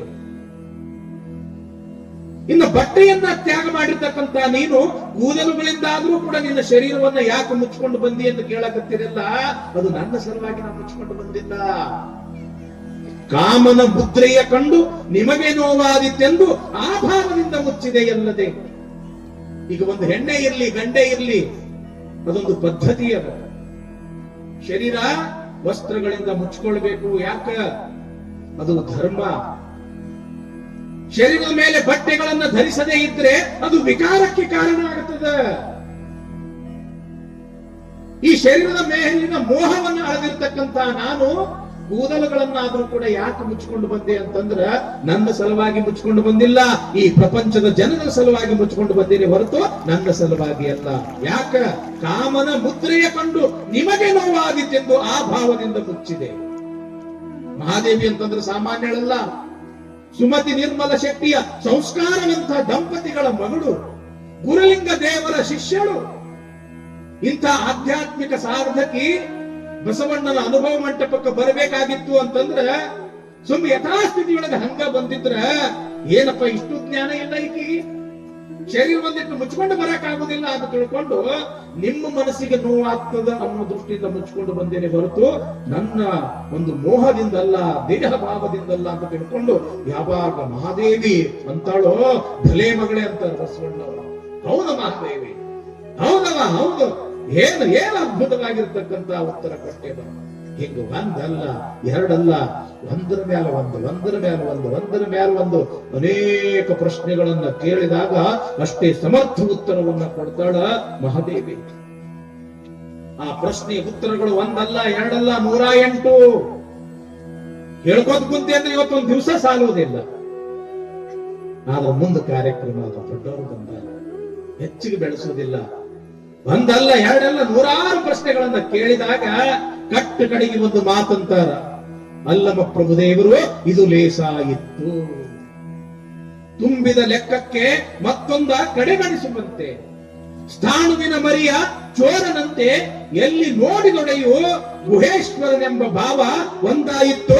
ಶರಣು ಶರಣಾರ್ಥಿಯರೇ ತಾಯೇ, ಶರಣು ಶರಣಾರ್ಥಿ. ಹೌದವ ಮಹಾದೇವಿ, ಎಷ್ಟೇ ಪ್ರಶ್ನೆಗಳನ್ನ ಕೇಳಿದ್ರು, ಎಂತ ಕಠಿಣ ಪ್ರಶ್ನೆಗಳನ್ನ ಕೇಳಿದ್ರು ಕೂಡ ಅಷ್ಟೇ ಸಮರ್ಥವಾಗಿ ಉತ್ತರ ಕೊಡ್ತೀವ ನೀನು. ಇದು ಲೇಸಾಗಿತ್ತು. ಹೌದವ, ಹೌದು, ಇದ್ದರು ನಿನ್ನಂಥವಳೆ ಇರಬೇಕು. ತುಂಬಿದ ಲೆಕ್ಕಕ್ಕೆ ಮತ್ತೊಂದ ಕಡೆಗಾಣಿಸುವಂತೆ. ಈಗ ನಾನು ನಿಮ್ಗೊಂದು ಪ್ರಶ್ನೆ ಕೇಳ್ತೀನಿ, ಇಲ್ಲಿ ಮುಂದೆ ಕೂತು ಮಕ್ಕಳಿಗೆ ಕೇಳ್ತೀನಿ. ಏ ತಂಗಿ, 10 ಕುಡಿಸಿದ್ರೆ ಎಷ್ಟವ? ಸುಳ್ಳು ಹೇಳಕತ್ತೇನೆ. ಅಲ್ಲಿ ಹಿಂದೆ ಕುಂತವ್ರಿಗೆ ಕೇಳ್ತೀನಿ, 10 ಕುಡಿಸಿದ್ರೆ ಎಷ್ಟು? ಏನಪ್ಪ 10 ಕುಡಿಸಿದ್ರೆ ಎಷ್ಟು? ಇಂಥ 1000 ಅಲ್ಲ, ಕೋಟಿ ಜನರಿಗೆ ಕೇಳಿದ್ರು ಸಹಿತ ಉತ್ತರ 10 ಕೂಡಿದ್ರೆ ಹೆಂಗ 20? ಹಂಗ ಎಂತ ಕಠಿಣ ಪ್ರಶ್ನೆಗಳು ಕೇಳಿದ್ರು ಸಹಿತ ಮಹಾದೇವಿಯ ಉತ್ತರ ಈ 10 ಅನ್ನೋ ಉತ್ತರ 20 ಅನ್ನೋದು ಎಷ್ಟು ಸರಿಯೋ ಅಷ್ಟೇ ಸರಿಯಾದ ಉತ್ತರವನ್ನ ನೀ ಕೊಟ್ಟೆ ತಾಯಿ. ಇಂದಿನಿಂದ ನೀನು ಸಾಮಾನ್ಯಳಲ್ಲ, ನೀನೊಬ್ಬ ಮಹಾನ್ ದೊಡ್ಡವಳು, ಮಹಾನ್ ಶಿವಶರಣಿ ಅಂತ ಅನುಭವ ಮಂಟಪದಲ್ಲಿ ಶೂನ್ಯ ಪೀಠವನ್ನ ಏರಿರ್ತಕ್ಕಂಥ ಅಲ್ಲಮ ಪ್ರಭುದೇವರು ಆ ಪೀಠದಿಂದ ಇಳಿದು ಬಂದು, ಮಹಾದೇವಿ ನೀ ನನಗಿಂತ ದೊಡ್ಡವಳು ಅಂತ ತಿಳ್ಕೊಂಡು ನಮಸ್ಕಾರ ಮಾಡಿದ್ರಂತ, ಶರಣಾರ್ಥಿ ಹೇಳಿದ್ರಂತ. ಎಂಥವಳು ಇರಬೇಕು ಮಹಾದೇವಿ. ಇದನ್ನ ನೋಡಿರ್ತಕ್ಕಂಥ ಅಲ್ಲಮ ಪ್ರಭುದೇವರಂತರ ಹೆಂಗೂಸಿ ನಂಗವ ನೋಡಿದೆ ಪುರಾತನರು. ನೋಡ್ರಿ, ನನ್ನ ಮಗಳನ್ನ ನೋಡ್ರಿ, ನನ್ನ ಮಹಾದೇವಿಯನ್ನ ನೋಡ್ರಿ, ಎಂಥ ಬುದ್ಧಿವಂತಳದಾಳ, ಎಂಥ ಜ್ಞಾನಿ ಅದಳ ಅಂತ ತಿಳ್ಕೊಂಡು ಅವರು ಕೊಂಡಾಡ್ತಾರ. ಅಲ್ಲೇ ಇರ್ತಕ್ಕಂಥ ಸ್ವರ್ಣಲಾಪುರದ ಸಿದ್ದರಾಮ ಅಂತಾರ, ಹೆಣ್ಣು ಹೆಣ್ಣಲ್ಲ, ಹೆಣ್ಣು ರಕ್ಕಸಿ ಅಲ್ಲ, ಹೆಣ್ಣು ಸಾಕ್ಷಾತ್ ಕಪಿಲ ಸಿದ್ಧ ಮಲ್ಲಿಕಾರ್ಜುನ. ಈ ಪ್ರಪಂಚದ ಜನ ಹೆಣ್ಣನ್ನ ಹುಣ್ಣ ಅಂತ ತಿಳ್ಕೊಂಡಾರ, ಹೆಣ್ಣನ್ನ ಮಕ್ಕಳನ್ನ ಹಡಿತಕ್ಕಂಥ ಯಂತ್ರ ಅಂತ ತಿಳ್ಕೊಂಡಾರ, ಹೆಣ್ಣು ಅಂತಂದ್ರ ದಾಸಿ ಆಳು ಅಂತ ತಿಳ್ಕೊಂಡಾರ. ಆದ್ರೆ ಹೆಣ್ಣಿನಲ್ಲಿಯೂ ಕೂಡ ಎಂಥ ಸಾಮರ್ಥ್ಯ ಇರ್ತದ ಅನ್ನೋದನ್ನ ಮಹಾದೇವಿ ಈ ಪ್ರಪಂಚಕ್ಕೆ ತಿಳಿಸಿಕೊಟ್ಟಳು. ಅದಕ್ಕೆ ಎಲ್ಲಾ ಶರಣರು ಆ ಮಹಾದೇವಿಗೆ ಶರಣಾರ್ಥಿ ಅಂತಾರ. ಅವಾಗ ಅಲ್ಲಿರ್ತಕ್ಕಂಥ ಬಸವಾದಿ ಶರಣರು ಎಲ್ಲರೂ ಕೂಡ ಮಹಾದೇವಿಗೆ ಏನಂತ ಕರೀತಾರ ಅಂತಂದ್ರ, ಅವ್ವ ಇಂದಿನಿಂದ ನೀನು ಸಾಮಾನ್ಯ ಮಹಾದೇವಿ ಅಲ್ಲ, ಇಡೀ ಜಗತ್ತಿಗೆ ನೀನು ಅಕ್ಕ ಮಹಾದೇವಿ.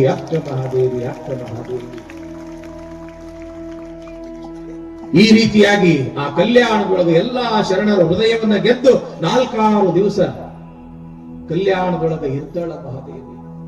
ಒಂದು ದಿವಸ ಅಲ್ಲಮ ಪ್ರಭುದೇವರು ಹೇಳ್ತಾರ, ಬಸವಣ್ಣ, ಚನ್ನಬಸವಣ್ಣ, ಮಹಾದೇವಿ, ಎಲ್ಲಾ ಶರಣ ಸಂಕುಲವೇ, ನೀವೆಲ್ಲರೂ ಈ ಭೂಲೋಕಕ್ಕೆ ಬಂದು ಲೋಕೋದ್ಧಾರವನ್ನ ಮಾಡ್ತಕ್ಕಂಥ ಈ ಕಾರ್ಯ ಮುಕ್ಕೊಂತ ಬಂದದ ಅವಧಿ. ಅದಕ್ಕ ಮುಂದ ಕಲ್ಯಾಣ ಕ್ರಾಂತಿ ಆಗ್ತದ, ಇಲ್ಲಿ ಬಹಳ ದೊಡ್ಡ ಕ್ರಾಂತಿ ಆಗ್ತದ. ಅಂತ ಕ್ರಾಂತಿ ಆಗ್ತಕ್ಕಂತ ಸಂದರ್ಭದೊಳಗ ಬಸವಣ್ಣ ನೀ ಕೂಡಲ ಸಂಗಮಕ್ಕೆ ಹೋಗ್ಬೇಕು, ಮಹಾದೇವಿ ನೀನು ಶ್ರೀಶೈಲಕ್ಕೆ ಹೋಗ್ಬೇಕು, ಚನ್ನಬಸವಣ್ಣ ನೀ ಉಳುವಿಗೆ ಹೋಗ್ಬೇಕು ಅಂತ ಎಲ್ಲಾ ಶರಣರಿಗೆ ಒಂದೊಂದು ಮಾರ್ಗವನ್ನ ತೋರಿಸಿ ಅಲ್ಲಮ ಪ್ರಭುದೇವರು ಶ್ರೀಶೈಲದ ಕಡೆಗೆ ಹೋಗ್ತಾರ. ಅಕ್ಕ ಮಹಾದೇವಿನೂ ಕೂಡ ಶ್ರೀಶೈಲದ ಕಡೆಗೆ ಹೋಗ್ತಾಳ. ಇಂದಿಗೂ ಕೂಡ ಶ್ರೀಶೈಲದೊಳಗ ಕದಳಿ ಎಂಬತಕ್ಕಂಥ ವನ ಅದ, ಕೇಳಿರೇನಿಲ್ರಪ್ಪ? ಆ ಕದಳಿ ವನದಲ್ಲಿ ಹೋಗಿ ಮಹಾದೇವಿ ಚನ್ನ ಮಲ್ಲಿಕಾರ್ಜುನರಲ್ಲಿ ಒಂದಾಗ್ತಾಳೆ ಎಂತಕ್ಕಂಥ ಒಂದು ಇತಿಹಾಸ ನಾವು ಬಸವ ಪುರಾಣದಿಂದ ನಾವು ಕೇಳ್ಕೊಳ್ತೇವೆ. ಈ ರೀತಿಯಾಗಿ ಕಲ್ಯಾಣದೊಳಗೆ ಎಲ್ಲಾ ಶರಣರು ಧರ್ಮ ಕಾರ್ಯಗಳನ್ನ, ಆ ಕಾಯಕ ದಾಸೋಹ ಸಮಾನತೆ ಇಂತಹ ಕಾರ್ಯಗಳನ್ನ ಮಾಡ್ತಾ ಇರ್ತಕ್ಕಂಥ ಒಂದು ಸಮಯದೊಳಗ ಒಂದು ಘೋರವಾಗಿರ್ತಕ್ಕಂಥ ಘಟನೆ ನಡೀತದ. ಆ ಘಟನೆ ಎಂಥದ್ದು? ಕಲ್ಯಾಣ ಕ್ರಾಂತಿ ಎಂದು ತಿಳ್ಕೊಂಡು ಜಗತ್ ಪ್ರಸಿದ್ಧ ಆತಲ್ಲ. ಆ ಕಲ್ಯಾಣ ಕ್ರಾಂತಿ ಹೆಂಗಾತು, ಯಾವ ಕಾರಣಕ್ಕಾಗಿ ಆತು, ಯಾರಿಂದ ಆತು, ಅದರ ಪರಿಣಾಮ ಯಾವ ರೀತಿಯಾಗಿ ಬಸವಾದಿ ಪ್ರಮುಖರು ಎದುರಿಸಬೇಕಾಗ್ತು ಎಂಬತಕ್ಕಂಥ